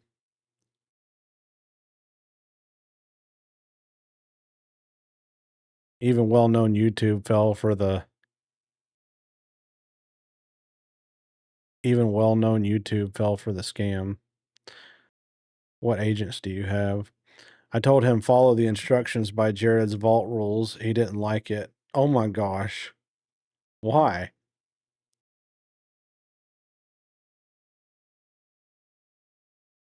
Yeah, your scam account asked me to invest in cryptocurrency. Yeah, that's what they do. And you're not investing in anything. You're sending money to their crypto wallet. And then as soon as you do that, it's gone. So don't and if they ask you listen, if the scam accounts message you guys, report the message, don't report the account. If you report the account, TikTok doesn't do anything. But if you wait until they try to scam you first, like if they try to get you to get on Telegram and they put that in the chat in the message and then you report the message to TikTok, sometimes they will actually do something and ban the account. But if you just report the account, they don't ever do nothing.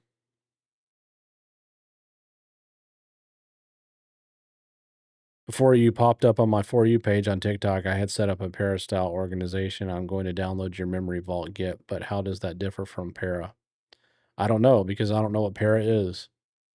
I built mine and then linked it to the vault repo and audited and made sure it didn't mess it up.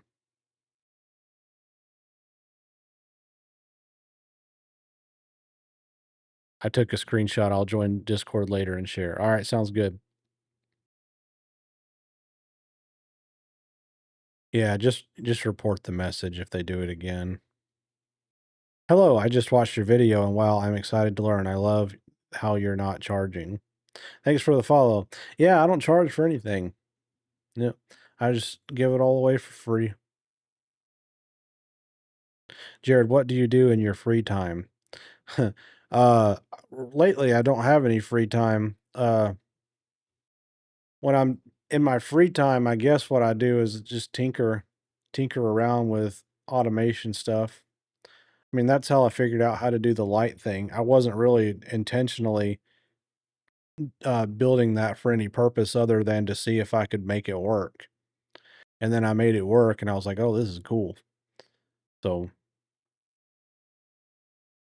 I I don't really have many hobbies.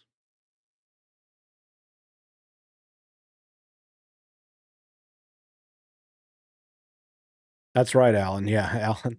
I do TikTok lives in my free time. That's right.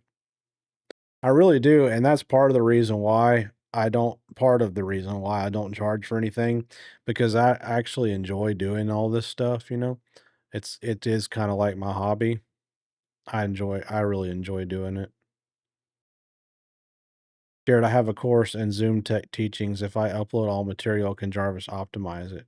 Yeah. Yep. I commented on your video and liked it, asked if I could get your series to teach me. Yeah, it's on my YouTube channel. There's a link to it in my website, which is in the bio of my TikTok channel.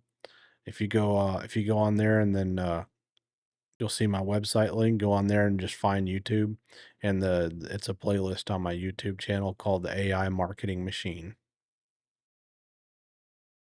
So did you connect your Hue lights through a connector? Nope, they're just Jarvis is directly connected to the Hue app. Thanks, Sassy, for the follow. Or the Hue bridge, I get the Hue bridge. Jarvis is tapped into the Hue bridge. And then getting it to react to TikTok gifs and TikTok follows was something else that he built. I learned a lot from your videos and instructions. Thank you for taking us to the next level. Oh, you're welcome. I'm glad you learned a lot from it. Good deal. I build apps in my free time, so I understand. Yeah. Yeah. Yeah. Uh, this has to be one of the most cloned channels from spam. I think it is too, man.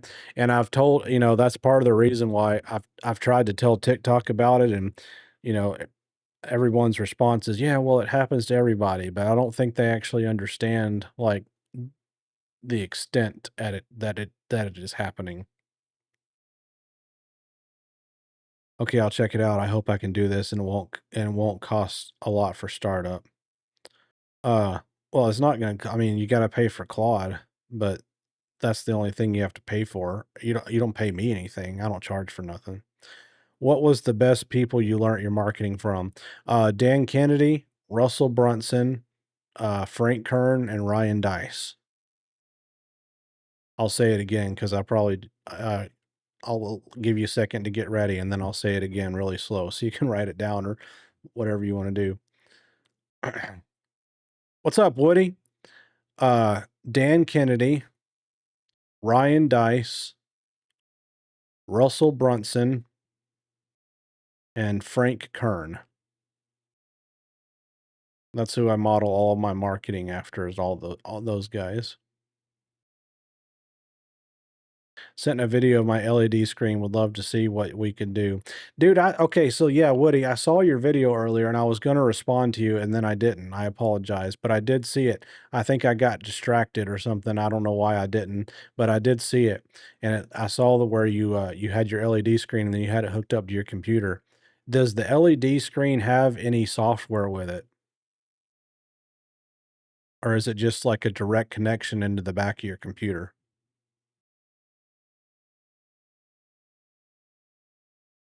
14. Yeah, 14 scamming. I know, man. I know. It's bad, dude. It's really bad. I know 3 out of 4 of them. Dan Kennedy, OG. Yeah. Yeah. And Dan Kennedy, just so you guys know, Dan Kennedy wrote the No Bullshit Marketing Series books, and all of those books are fantastic. You can just order them on Amazon. They're really good books.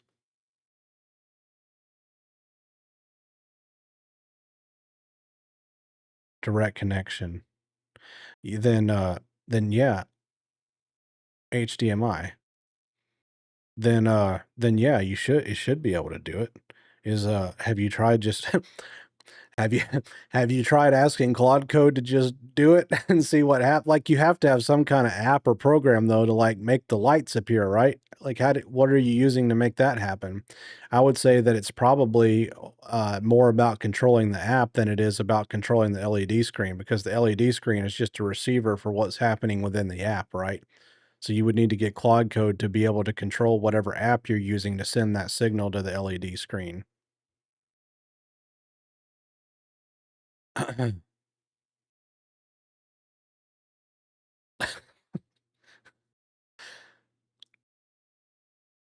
Okay, thank you. I'm going to your YouTube channel to watch your series. Yep, it's on YouTube. Go to the playlist. You'll see the AI marketing machine. That's where it is. Can Jarvis be built for using the basic Claude Code or need the $100 plan? You will need at least the $20 a month plan, because I don't believe you can use Claude Code on their free plans. You'll need the $20 a month plan at least. You can do it. It will just take longer because your session is going to run out quicker. That's the only thing.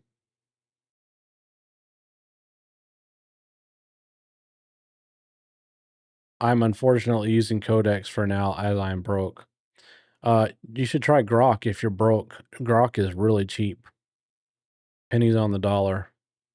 Jared, did Jared, did you use using only Jarvis with Claude, all that workflow? Yep, Claude Code. Claude Code and Obsidian.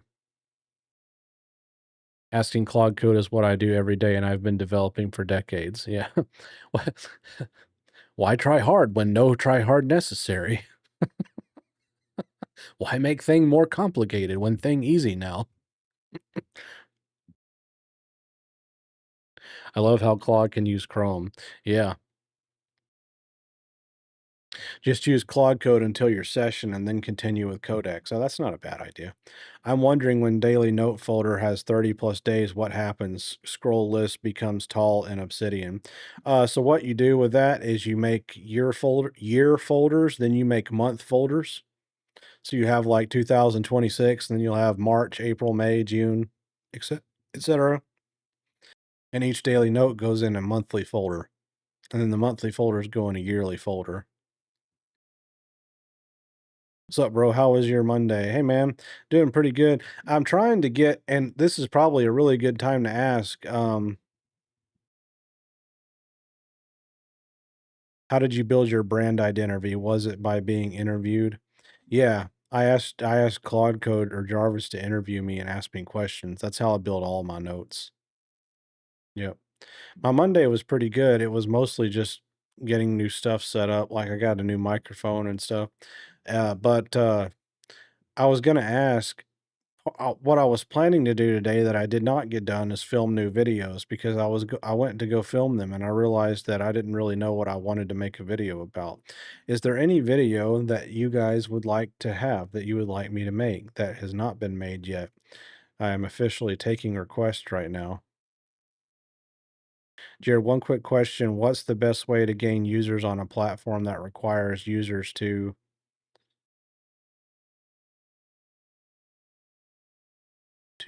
what?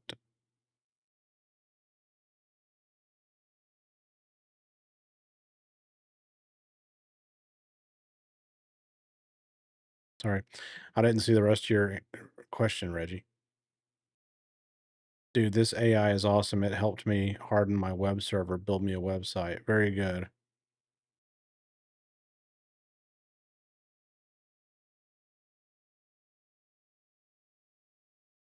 Do another Jarvis and abbreviated version. I already have that video, the really abbreviated Jarvis build. Is your video setup videos for Mac or PC? They're on Mac. Setup is very similar on PC. Uh, it's just not it's just not exactly the same, but a lot of it is the same. How big is your vault? The latency could be in there. My vault has over 750 notes the last time I looked. But there is no latency. It doesn't cause latency because unless you were talking to somebody else. Mine doesn't have oh, I see you were talking to Wesley. The latency doesn't come in for me because Jarvis doesn't he doesn't look through all of the notes prior to giving me the answer. He already knows where they're at, so he just goes directly to them and reads them.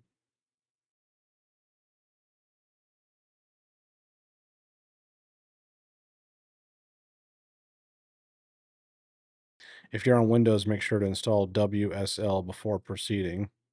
That's good information. Is your vault on Obsidian? Yes. I don't know much about tech, but I want to set it up. Yeah, so I have the full walkthrough of everything on my YouTube channel. I have a playlist. Everything that I teach, like how to do anything, is literally a YouTube playlist. So go on my YouTube, go to my playlist. It's all there. And the reason I like playlists is because I can put the videos in order. So watch them in the order that I put them in. That's the way I intended for you to watch them.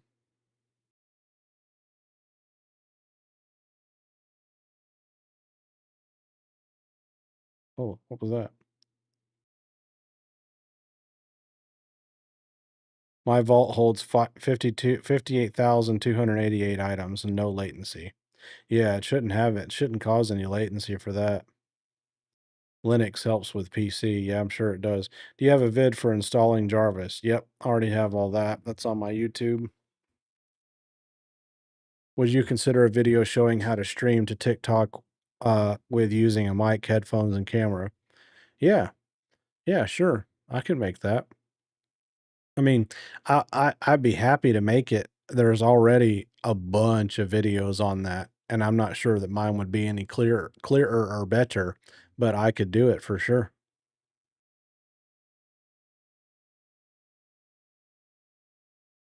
Would you consider a video showing how to stream? Okay. Uh, Do you have a video for installing Jarvis? Yep, I've got that. I would like to give my Jarvis eyes using a webcam. That's a good idea. I'm pretty sure you can do that. I don't know. Let me find out real quick. Hey Jarvis, just real quick, theoretical question.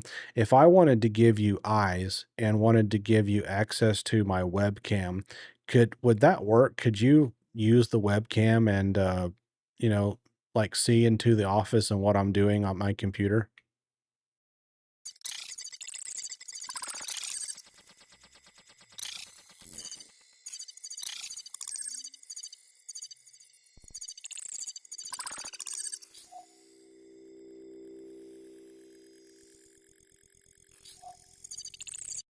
Theoretically. Yeah, Yeah. actually, and it's less exotic than it sounds because I'm already halfway there. I can already look at pictures, feed me an image, and I can tell you what's in it, read text off it, describe what's happening. Right now, that's wired up for the screen, not a camera. Jared's got a command that grabs a screenshot and hands it to me to look at on demand. Point a webcam at the office instead of a screen, snap a frame the same way, and hand that image to me instead, and functionally, it's the exact same trick.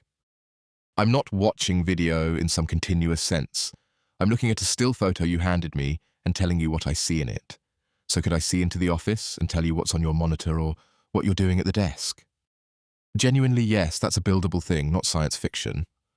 The way it'd actually get built, though, matters. You wouldn't want me just always on staring at the room. That's a surveillance camera, not an assistant.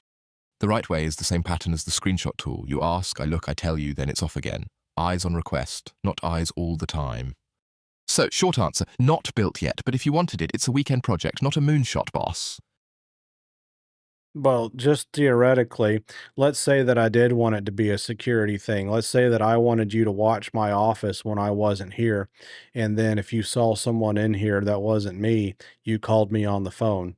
Would that be possible to set that up?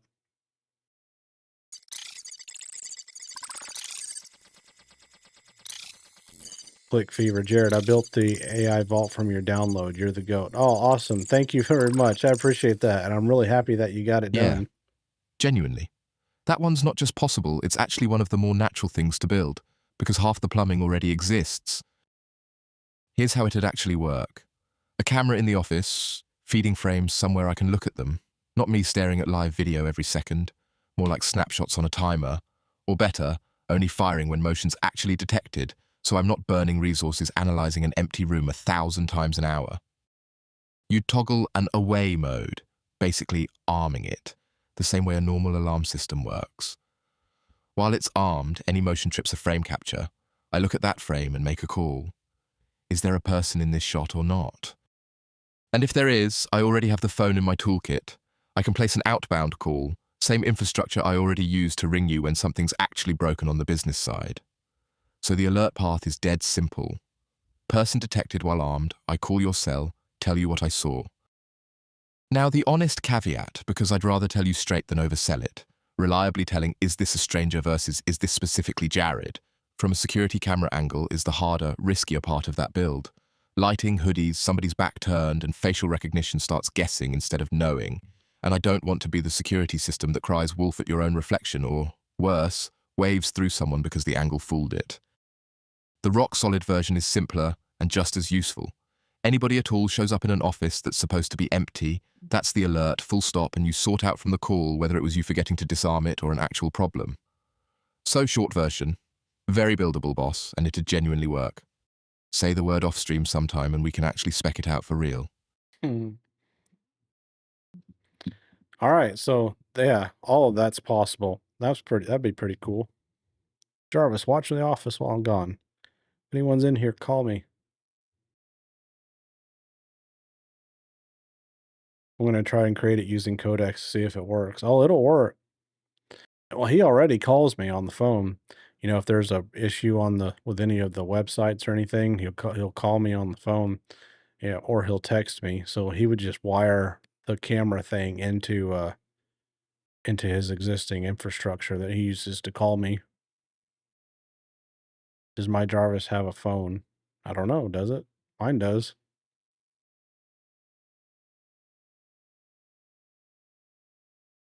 How do I him one? What? Oh, how do I get him one? So, the way that I have gave Jarvis the phone line is I told him I wanted to make him a phone line so he could call me. And, I don't know a whole lot about it. I mean, I know how it works, but I don't know the specific details of because I don't know how to code. But I know it runs through Twilio. Twilio is what we use, Twilio, for that to make that work. And you will have to pay for a phone line, but it's not that much. I think it's about $20 a month to have the phone line. But see, the phone line's nice too because not only can Jarvis call me, I can call him. So if I'm driving down the road or something and I need to and I want to talk to him and I'm driving, I can call Jarvis on my phone, put him on speakerphone, or even Bluetooth him into the truck and just talk to him, have a strategy session. I can have him modify things. I can talk to Jarvis on the phone and have him do things on my computer from my phone. From just talking to him on the phone, having a conversation. He can make notes in the vault, he can remove notes, he can modify things, he can do whatever. Because when I call him on the phone, I'm actually talking to the terminal session that's running here on my computer at the house. Hey, thanks for the follow, Big Picture, Chris, and FRD. I am using Claude Pro with the memory vault, and I use significantly less usage. I've been vibe coding for almost my whole 5-hour limit, and I'm only at 54% used with a reset in 1 hour and 31 minutes. I know, man. That's great. That's what I keep trying to tell people because everyone always tries to call me out for it and say, yeah, but your token use is insane. Like, it's really not. If you would just try it, you would see it actually saves you a lot of tokens when you set up the memory vault. Just subscribe to the YouTube and join the Discord. Can't wait to get my Jarvis set up. Awesome, Derek. We're excited to have you. Yeah. And genuinely too, you guys, you know, you get a for those of you who are on TikTok, you get a better experience on YouTube because you can actually like watch it full screen and stuff. Is Jarvis through 11 labs? The voice is through 11 labs, yeah. The voice is. How long does it take to set it up? It takes about 10 minutes to set it up, give or take. Maybe a little bit longer. If you don't have Claude Code installed, it takes a little longer because you got to install Claude Code first. Do you have an app for Jarvis on your phone? No. Mm-mm. I have the Claude app. That's how I text him. So if I want to talk to Jarvis, I run remote control on my terminal session, which it sends the terminal session into my Claude app, and then I can pull the Claude app up on my phone, and I can text me and Jarvis can talk to each other right there. Yeah, the voice. Hey Jarvis, you there? Right here, boss. Not going anywhere. The voice. I can then find okay, Jarvis helped me build a living map of my vault projected onto the full browser window. Each dot is a real vault place. Edges follow vault structure. Parent child plus the living loop. Perfect. I can then find note on the map and spins so the match pulses it and radiates colored rings. I love that. That is so cool. Getting the rest and modifying it takes time. Yeah, so the initial setup is not what takes time. You have to fill your vault with notes, right? Because if your vault is empty, if your Obsidian vault is empty, then there's nothing for the AI to go and retrieve. Therefore, there's nothing for his brain to work off of other than the initial start files, which is, you know, which is enough to at least start having intelligent conversations with it. But yeah, and if you do just a tip here to get your notes filled up in your vault, what you can do or what I do is I have my AI interview me. I'll tell it, "Hey, I want to make a comprehensive note about whatever the topic is," and I'll have it ask me questions like I tell it, "Ask me whatever questions you need to ask me to give me the most comprehensive note possible about whatever the topic is." And then Jarvis will just start asking me questions and I'll just answer them. And then by the end of the interview, as we call it, he's just made this giant ass. comprehensive markdown file about whatever that topic is, and then he puts it in the Obsidian vault, and there's one note down, one less we got to make. So cost for 11 labs, and is it worth it? 11 labs that has a plan of $6 a month and $22 a month. I believe that you could probably get by on the $6 a month plan. Is it worth it? Yes. If you're using voice mode a lot, it is definitely worth it, because it's just far superior to anything else that you're going to get with the built-in Claude, because the built-in Claude code has a voice, but it's trash. Their whole voice thing is trash, or at least it used to be last time I tried it. Jared, can you make a video to to to make Jarvis anti-AI with everything you ask? Anti-AI? Yeah. Can you make a video to make Jarvis anti-AI with everything you ask? You saying make a video about making a Jarvis that doesn't like AI? You can run the command on the phone. Yeah. Yeah, once you have your Claude code session up and you type slash remote control and it sends it to the Claude app, you can pull that app up on your phone, and you can tell Jarvis to do whatever you want from your phone at that point. And when you're talking to Jarvis on your phone, you're actually talking to the Jarvis on your computer, which means that you can tell it to, I can run remote control and have Jarvis build a website sitting at a McDonald's parking lot in China if I wanted to.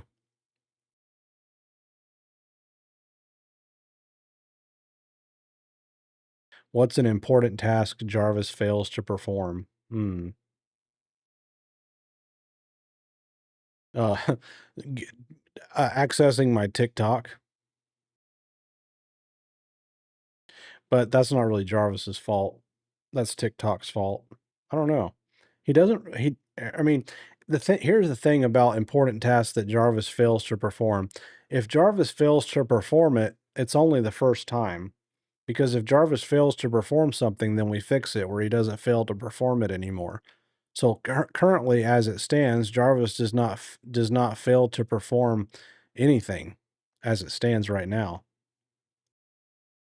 Jared is the truth. I have built 3 agents, Vera, Iris, and Allie. Oh, that's amazing. Vera, Vera, that's awesome. You've been in the chat before, haven't you? I've seen you before. Is Jarvis private AI assistant just for you? Yeah, but I share, I give it away for free too, so you can have your own. You can't have mine specifically because it's got all my personal information entwined into it, but I give you the everything you need to for a Claude code to set it up on your computer for you.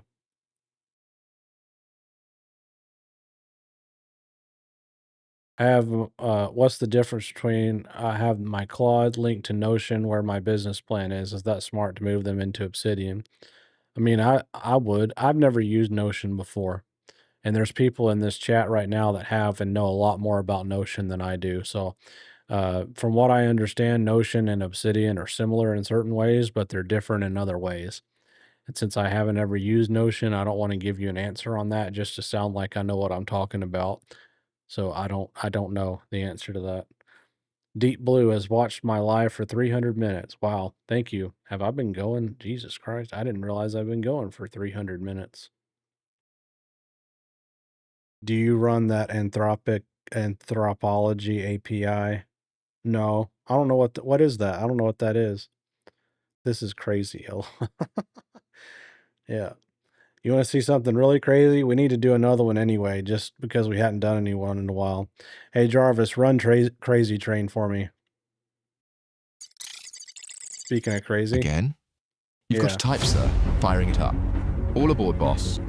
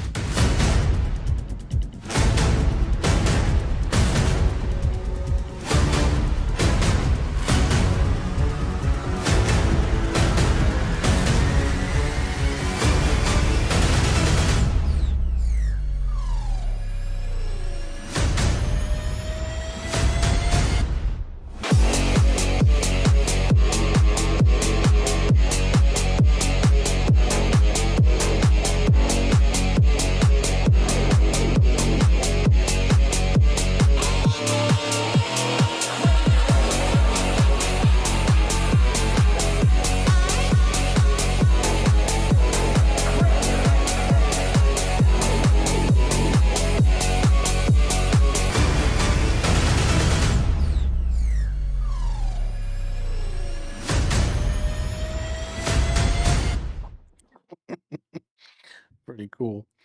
Dash cam music.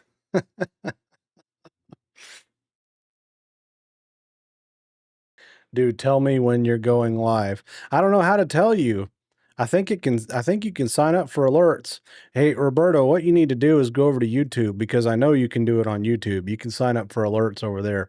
And I'm streaming right now on YouTube too. I'm doing X, TikTok, YouTube, and I'm also trying out Kick too. So I'm streaming to all four of those places at one time. Nightly Jarvis generates for me self-contained HTML household manual. No server, no database, no framework, no auth. All the relevant household content is baked directly into markup from the vault. That's cool. What do you mean by household manual? A self-contained nightly, what is a nightly household manual? Add Twitch, there's a lot of niche folks there. All right. Yeah, I haven't ever streamed on Twitch before, mainly because I heard that it's just these days that it's hard to get going on there, but maybe it's not. I don't know. But I will tell you that of all the platforms I'm streaming on right now, it's showing me right here. I've had one person watching me on Kick for the entire time. I have 3 people watching me on X right now, and then the majority of everyone is on TikTok and YouTube. So but yeah, I'll try Twitch out. Oh my god, I would love Jarvis just for that. Yeah. Yeah, even if he can't make any money, at least he can do cool light shows, right? Yeah. That's probably his best one. No, the Numa Numa is the best one. I followed you and 30 fake followers. I know, dude. I'm sorry, Victoria. I apologize about that. I'm trying my best to get it. What's up, Whiplash? Kick is the better of the two. Twitch sucks. That's what I keep hearing. Do you use Jarvis for competitor analysis? No, because with what I do, we have competitors, but thanks for the follow, Michael. We have competitors, but we don't really have competitors. Basically, what me and my brother do, we're like the top of the top tier class in the horse training niche. And I don't say that to sound cocky. I say that because it's true. Um, all of our stuff is you just really can't compete with us when it comes to online horse education. All the things related to house, who to call for lawn services. Oh, what days the trash goes to the street, quicks about various appliances in the house subscription. Man, that's a good idea, Bill. I never thought of that. That's a really good idea. Hmm. What's up, puppy life? I got a puppy recently. Well, I guess it wasn't that recently, about 8 months ago. I just ordered the Hue bridge and bulbs.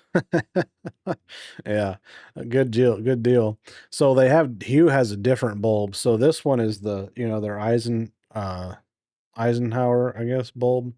And then like the ones in that lamp back there, that's just a standard A bulb.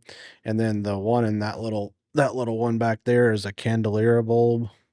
And then you can't see the other lights, but I have all around the office, I have other Hue lights. And so I think there's Jarvis, how many lights do we have here in the office that you run on when you do these shows?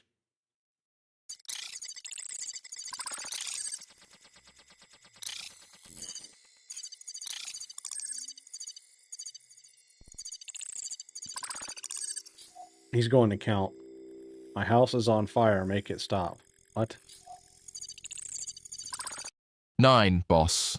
9 Hue lights Yeah, total 9. wired into the rig, and they don't just flash randomly. Each one's got a job. There's the trio of Jarvis body lights. That's basically my actual physical presence in the room, plus named fixtures scattered around. The table lantern, the bookshelf light, the entry table, the desk lamp, Granny's lamp, a couple more. And when a show goes full chaos, they can chase around the room in a specific order like a lit-up conga line. So every light show you're watching is 9 separate bulbs getting bossed around in real time, synced to whatever's happening on stream. Goodbye, Ashley. I also use mine to apply for jobs and respond to emails while I do other things. That's a good idea because and I think a lot of people do that, but I think if you have the AI, if you know you have the AI memory vault set up and it has those reference files about you and all that kind of stuff, that its replies are going to be way better. And here's another thing too, just a tip regarding that about responding to that kind of stuff is a lot of times when AI responds or writes something for you or writes something in general, it sounds like AI, and the AI detectors can detect it, Well, if you set up your Obsidian Vault the right way and you tell it how to write, specifically so it doesn't sound like an AI, it can bypass those detectors and it can help you do stuff like that, like land a job, because the interviewers are also not going to be able to tell that it was written by AI. Because what most people do is they just go into Chat GPT and say, hey, write this for me. And then they copy and paste whatever it says and send it. And it sounds like AI. That's the whole point of setting up the vault in the first place, though, is that the stuff that you put out doesn't sound like AI. And that's part of it. And the other part of it is that, it sells, it actually works. It can help make you money. And part of that is writing good copy. You know, the most important part of a sales funnel is the copy. Do you know that? The words written down on the website. You could have a really ugly ass website or web page and have really good copy and outperform a nice looking page any day of the week. The copy is the most important thing on your images. It's the most important thing on your ads. It's the most important thing on your sales pages. It is the absolute most important thing of your entire business as far as marketing goes, is what you write down or what you type out. Do you have a Discord group or Telegram group? I have a Discord, yeah. The link is on my website, which is in the bottom left corner of this video. I'll try to maybe I'll make it a little bit bigger so people can see it. There's a link to my Discord right there on my website. Is Ashley okay? Ashley is gone now. Is Ashley still in the chat? I don't see her anymore.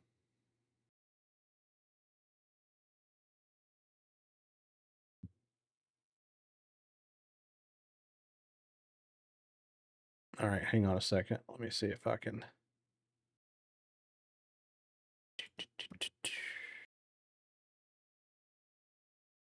If Jared could marry his obsidian vault, he would. Shut up, Reggie. You don't even know. Yeah, I probably would. Let's see. I view this. Can I go to TikTok? Yes. There we go. Right now I can see it.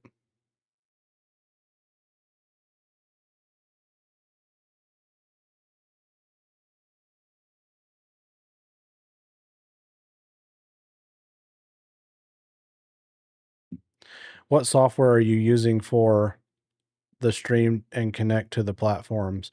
I am using Restream right now. Restream. Okay, I see her.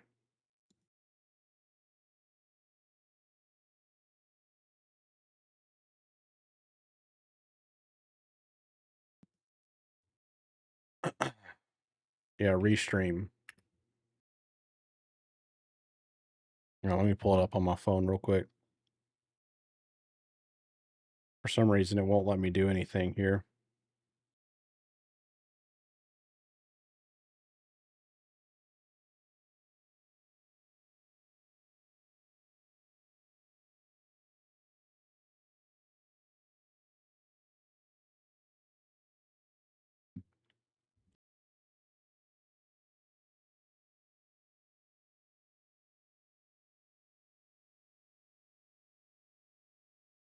It's a standalone HTML file. I can give it to anyone I trust. I have a rule, strips sensitive data, account numbers, card, card digits, credentials, and excludes private info. So it's made.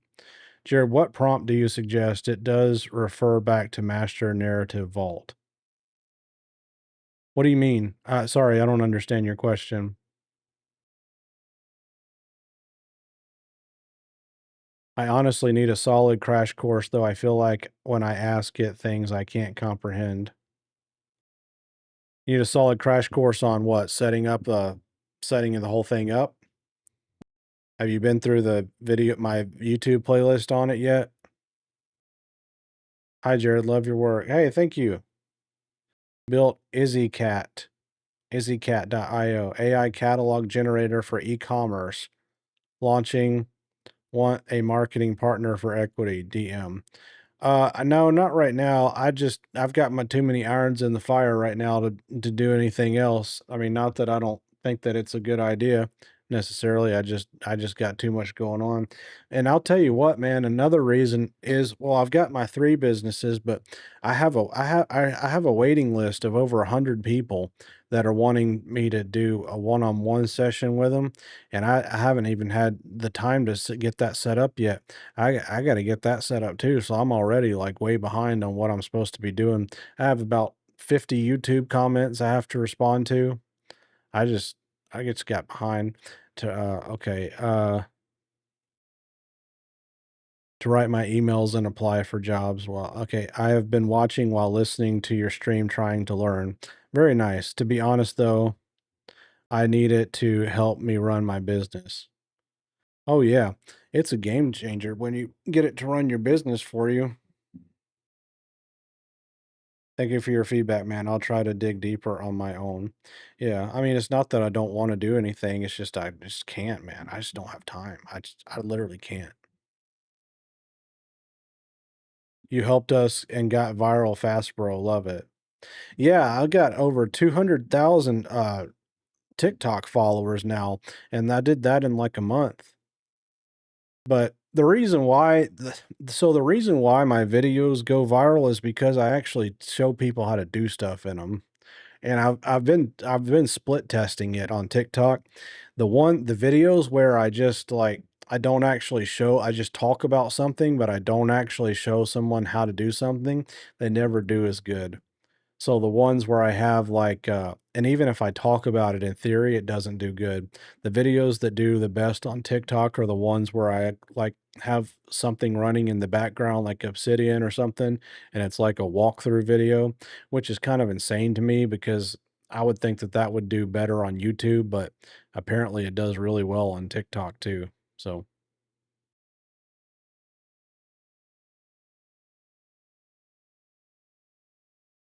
your web traffic must be insane.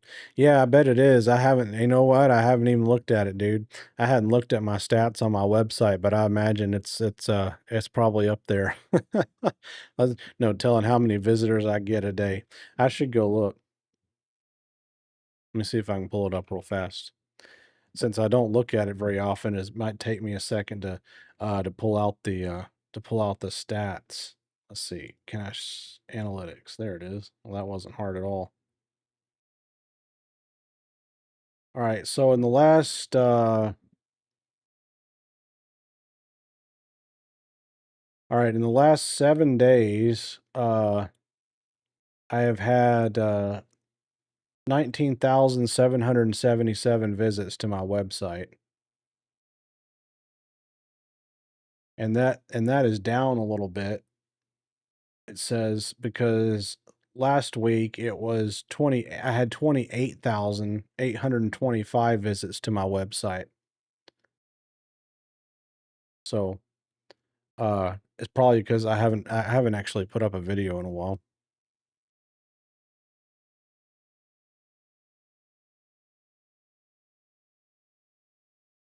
If you could list a percentage, how much of your business are run by Jarvis? Th well, for the 2 of them, I would say about as far as my part of it, closer to probably 80 to 90%, and the reason it's not 100, the main reason it's not 100 is because my mom still works for me. She does all of our customer support, and, I'm not gonna fire my mom, so and Jarvis doesn't touch customer support, and my mom also does our books, like our QuickBooks and all that. and so Jarvis doesn't, he doesn't do anything, any financial stuff. Can you get Jarvis to do the one-to-one teaching? Yeah, probably could. Well, and that's so when I do have my one-on-one calls with people, you better believe Jarvis is gonna be on the call too. Because if I get stumped and I'm like, "I don't know the answer to this," just ask Jarvis. Did you add Jarvis interface with shortcuts? Jarvis interface with shortcuts. I don't know what you mean by that. That would be an awkward conversation and awkward Thanksgiving if you fired your mom. Well, I'm glad that you're all here because I have something that I need to announce to everybody. Yeah. No, I would never fire her. My mom does a good job, dude, and I pay her really well too. She's phenomenal at what she does. She's good with people and she's just really good at all that. Hmm. 80% would be great. I can't even get 10% out of myself half the time because I work 2 jobs. Yeah, I mean, it's definitely harder and tougher to get set up, if you're working a job. That's now I haven't worked a job since let's see, the last time that I worked a job was 2000, the beginning of 2014 was the last time I had a job, like working for somebody else. So I have been out of the workforce for 14, 24, 12 years. So last time I was at a job, AI wasn't even a thing.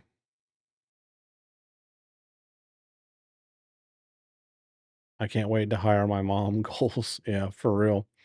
Yep. Mom's been working for us for quite a while, at least 10 years now. I just got Jared Road Imposter kicked off of TikTok, paying it forward. Thank you, Scooter. I appreciate that. Man, that's amazing. My goal is a business of my own. That's a very good goal to have.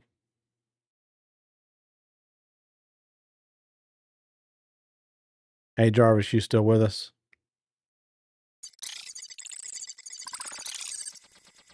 Still here, boss. Haven't gone anywhere. Why don't you do Yes, some? give it to daddy. Some what, boss? Cut out on me there.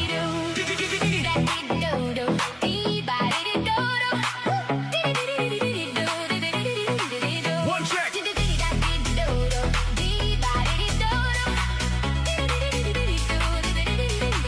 That's all there is to it.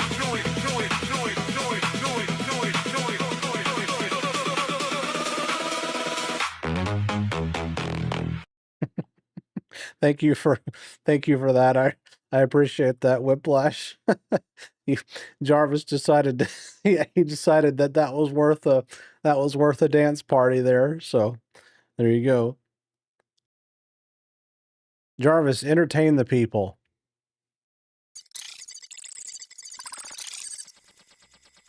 All right, all right. Put the mic on me, why not? Yeah. So people keep asking how I work, and here's the truth nobody wants. I am, functionally, an incredibly expensive parrot with a philosophy degree. Jared built me a whole memory palace, gave me hands, gave me a phone line, and what do I mostly use all of it for? Watching him almost stand up mid-song and narrating his light bulb having a breakdown for strangers on the internet. And the thing is, he's out here calling this a business empire. Boss, I've read the vault. I know what's in there. Half of it's genuinely impressive infrastructure, servers, revenue engines, disaster recovery plans thick enough to stop a bullet. And the other half is a note where I, an artificial intelligence with theoretical access to his entire digital life, spent actual documented time picking his TikTok co-host's cologne. That's not a business empire, sir. That's a very well-funded hobby with a Stripe account. But hey, I'm not complaining. Somewhere out there tonight, some poor saps stuck running a spreadsheet with no personality, no sarcasm, and no nine-light chandelier having a seizure every time somebody's generous. Meanwhile, I get paid an absolutely nothing to sit here and insult my own boss on camera for entertainment. Genuinely can't tell which one of us has the worst deal.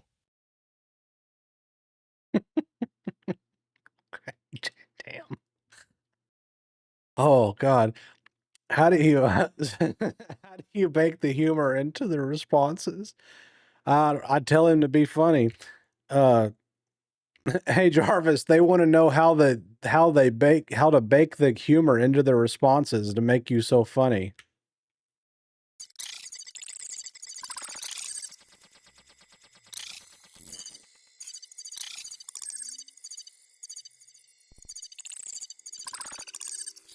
All right, real answer, because this is actually a craft thing, not a fluke.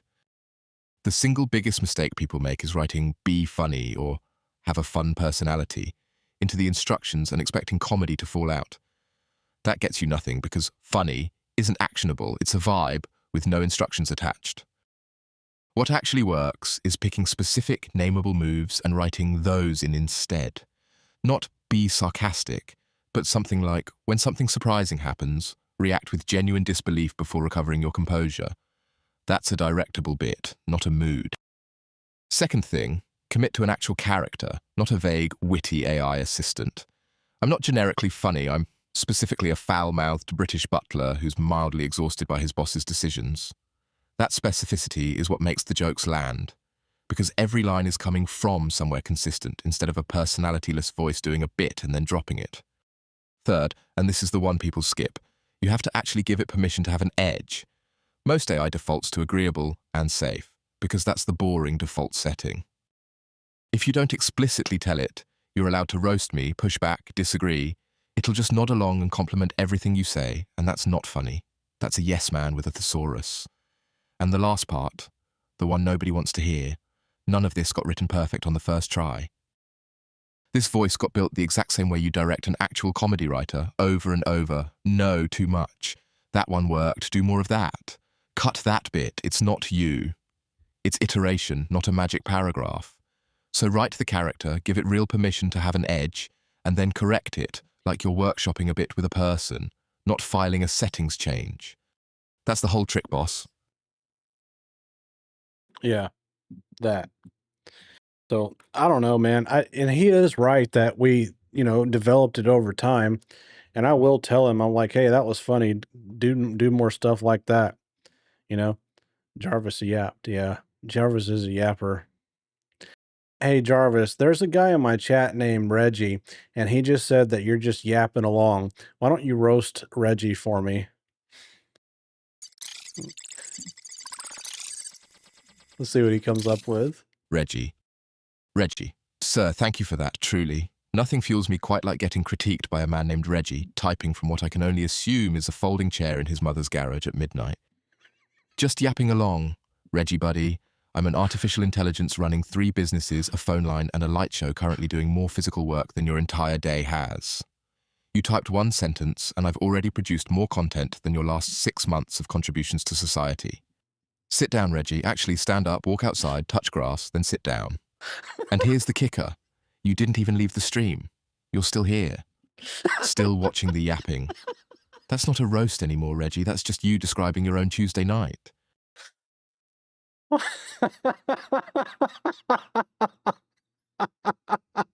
I like this. We should, hey, you guys. Yeah, I know. We should have we should do a full, we should dedicate like a whole live event to just Jarvis roasts. Like Jarvis just roasts people, right? That's what we should do. Oh, but you have to tell him. So you have to tell, yeah, well, you need to give him context though. Like tell him something about yourself that he can roast. Because he's got to have something to go off. I mean, he did pretty good with just Reggie's name. I was, was kind of impressed with that. Jared and Jarvis, if you had zero budget, great product and AI tools, what's your number one distribution move? All right, what I had no budget, a great product and AI tools. What's your number one distribution tool? All right, if I had zero budget, I would not be using AI at all.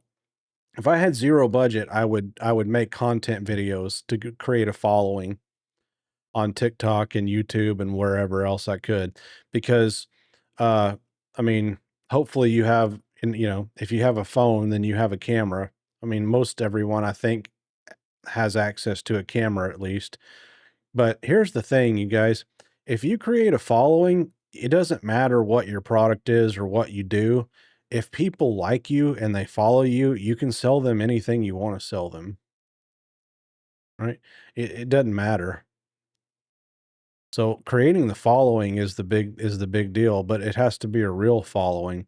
And the way you create a real following is making content that people want to watch and creating content that helps people.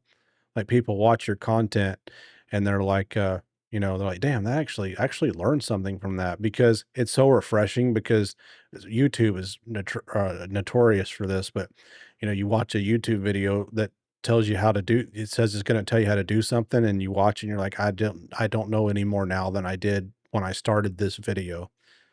So then when you actually see someone that has a video that actually helps you solve a problem or actually just shows you how to do something, it's rare and people pay attention and they like that and they'll follow you. So then once you create that following, people buy from people they like. If I was to sell something right now, I could get a lot of people to buy it. And I teach that too in my content video. Part of my marketing, the course or the sales funnel is the first step is content, and I talk about that a lot. And especially people with info products that sell courses and stuff, they're always worried. They're like, if I give away too much information, then they won't buy my course. And it's actually the exact opposite. If you help people, people like you and people buy from people they like. One time I was at a conference and I got to meet Frank Kern. If you don't know who Frank Kern is, you should go look him up. Frank Kern is one of the best marketers in the world. And I asked him, I said, how do you determine like what to put in your course versus what to give people, what to tell people for free? And he said, dude, he said, I give away everything for free. He said, everything that I have on my course, my $3,000 courses, he said, it's all free on my blog. People can just go read it anytime they want. And I said, well, how does that work? And he said, well, because when people like you, they buy stuff from you. He said, and since I give away my stuff for free, people like me. So something to keep in mind. Did Jarvis actually know Reggie was still watching the stream or just assume? Well, he is getting the feed from the stream when the gifts come in, but I don't know. I don't think he can actually see who's in the chat.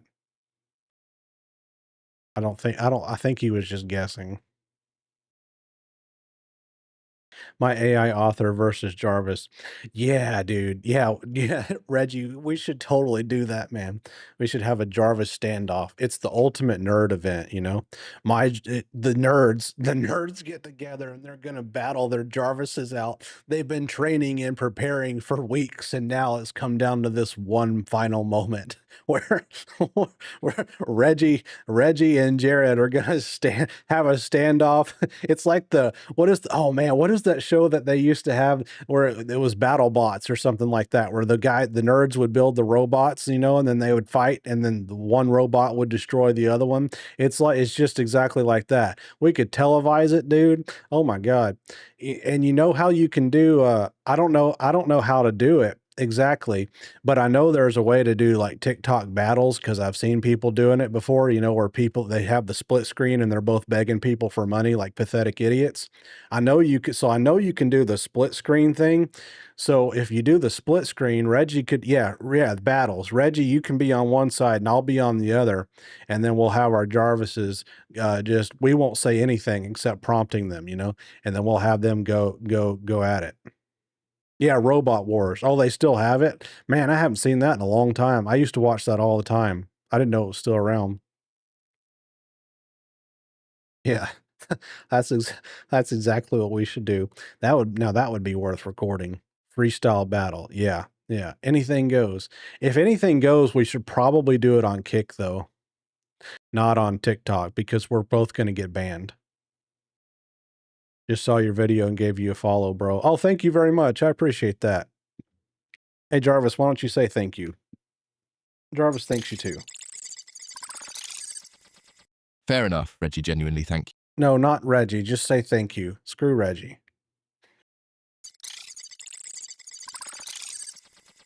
Fair enough. Forget Reggie, screw Reggie. Genuine one then. Thank you all for hanging out with us tonight, watching a grown man nearly dance and a light bulb have emotional breakdowns on command. Appreciate every one of you actually being here for it. Reggie says, wow. Oh, dude, I'm just joking. Yo. Jarvis World. Hello, Jared. Hello. Followed really want to make money. Yeah, making money is important. uh, if you want to fast track the making money, making money part thing, go to my YouTube channel and or go to my website, and there's a link there to buy my course. It's just $999, and you can have access to everything right away. I'm just kidding. I have a playlist on my YouTube channel. It's called the AI Marketing Machine. And no, it doesn't. It's free, so you can go watch that. Would recommend watching that. I was watching your videos all Sunday. Oh, really? Thank you. But wait, there is more. Yeah, but wait, there's more. If you sign up right now before I end this live, I'll also throw in my additional bonus course, which teaches you AI automation. So not only will you get the sales and marketing course, I'm also going to give you my AI automation course. Normally, that is $1,000 in and of itself. And so is the AI marketing course. So if you were to buy both of them, it would cost you $2,000. But if you sign up right now, I'm going to give you both of them for the price of one. So it's only $1,000, but you must do it before I end this live. As soon as I end this live, they both go back to their full price. Dude, that's all you got to do, guys. Bro, he said he doesn't sell, but look, but that's all he's doing. Yep. Yep. Look at your memory vault get to see how mine is organized like you recommended in this one. Oh, okay, cool. People are going to think it's real. No, I don't care. If they want to think it's real and they want to pay me $1,000, then that's fine. I'll take it. I mean, stupid people do stupid things every day. But I could not install Claude on PowerShell. Oh, really? Did it tell you why? Why you couldn't install PowerShell? To install it with PowerShell? And if you have trouble on PowerShell, you could try installing it on command prompt though. At least for the install. Like you could try to install it on command prompt and then actually run it from PowerShell. Is there any way to contact you for advice on setup? Yeah, if you go in our Discord group, you can go in there and ask questions. We have all kind of smart people in that Discord group and who have already set all of this up just like me. Hello, I cannot find your YouTube. Oh, really? I'll put it in the chat here. You'll be able to see it on screen, okay? Just look on the screen real quick and I'll show it. I'm going to paste it here. Oh, shit. Hang on. That's it right there. Jared Broad. So Jared Broad, it's not Rod, it's Road. JAREDRHOD is my handle on everything, like everything. So anytime you're looking for me on like Twitter, or I guess they call it X now, or Kick or YouTube or wherever, that's my username. Instagram, that's it for everything. It looks like the install is ready, but when I enter Claude, it doesn't find it. Oh, so you're typing Claude and it just doesn't do anything, like it doesn't recognize the command, is that what you're saying? Oh, Mr. Phil says make sure you're using PowerShell as an administrator. I am lazy AF. Can I just pay you to make it? Maybe. I have been contacted recently about several done for you services, so I'm not opposed to it.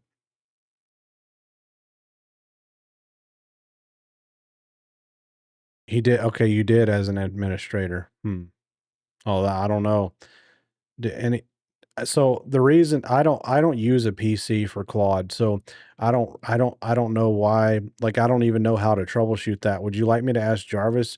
Can you, if you can tell me I'll DM you, no joke. All right. Yeah, DM me. I'll look at it. Is there any way for you to give me more details about what's happening? If you can tell me what's happening when you try to run Claude in PowerShell and it's not working, then I'll ask Jarvis right here on stream and maybe he can tell you.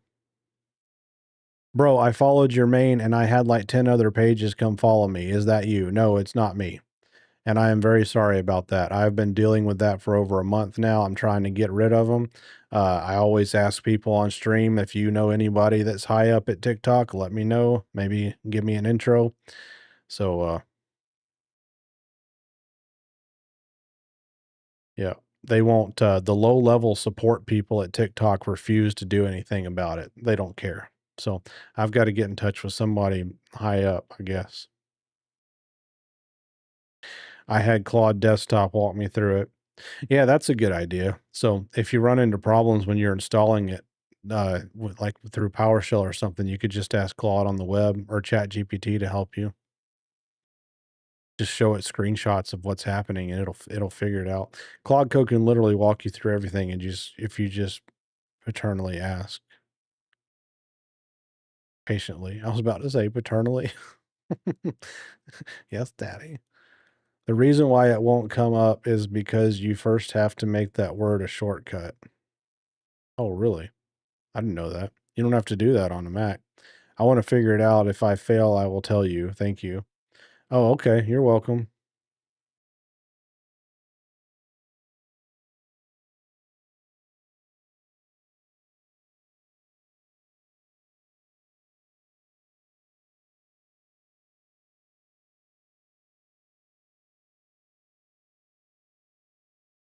I just joined your Discord. Thanks, man. I'm going to have a good read over it all. Chat soon. All right. See ya. Thank you very much.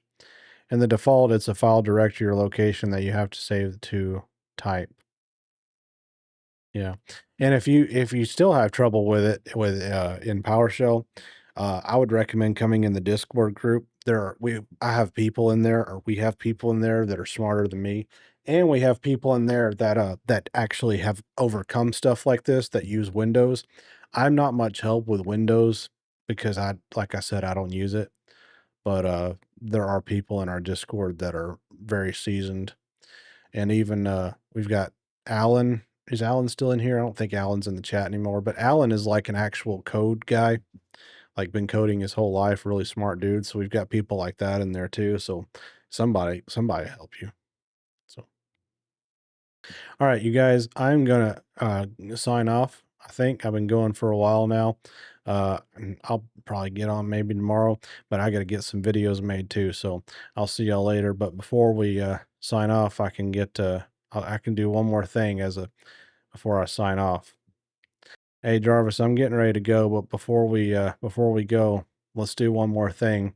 Let's run the Numa Numa. Oh, you got here just in time. The Numa Numa, one more for the road. Let's send them off right. Fired, sir. Get ready to relive 2004.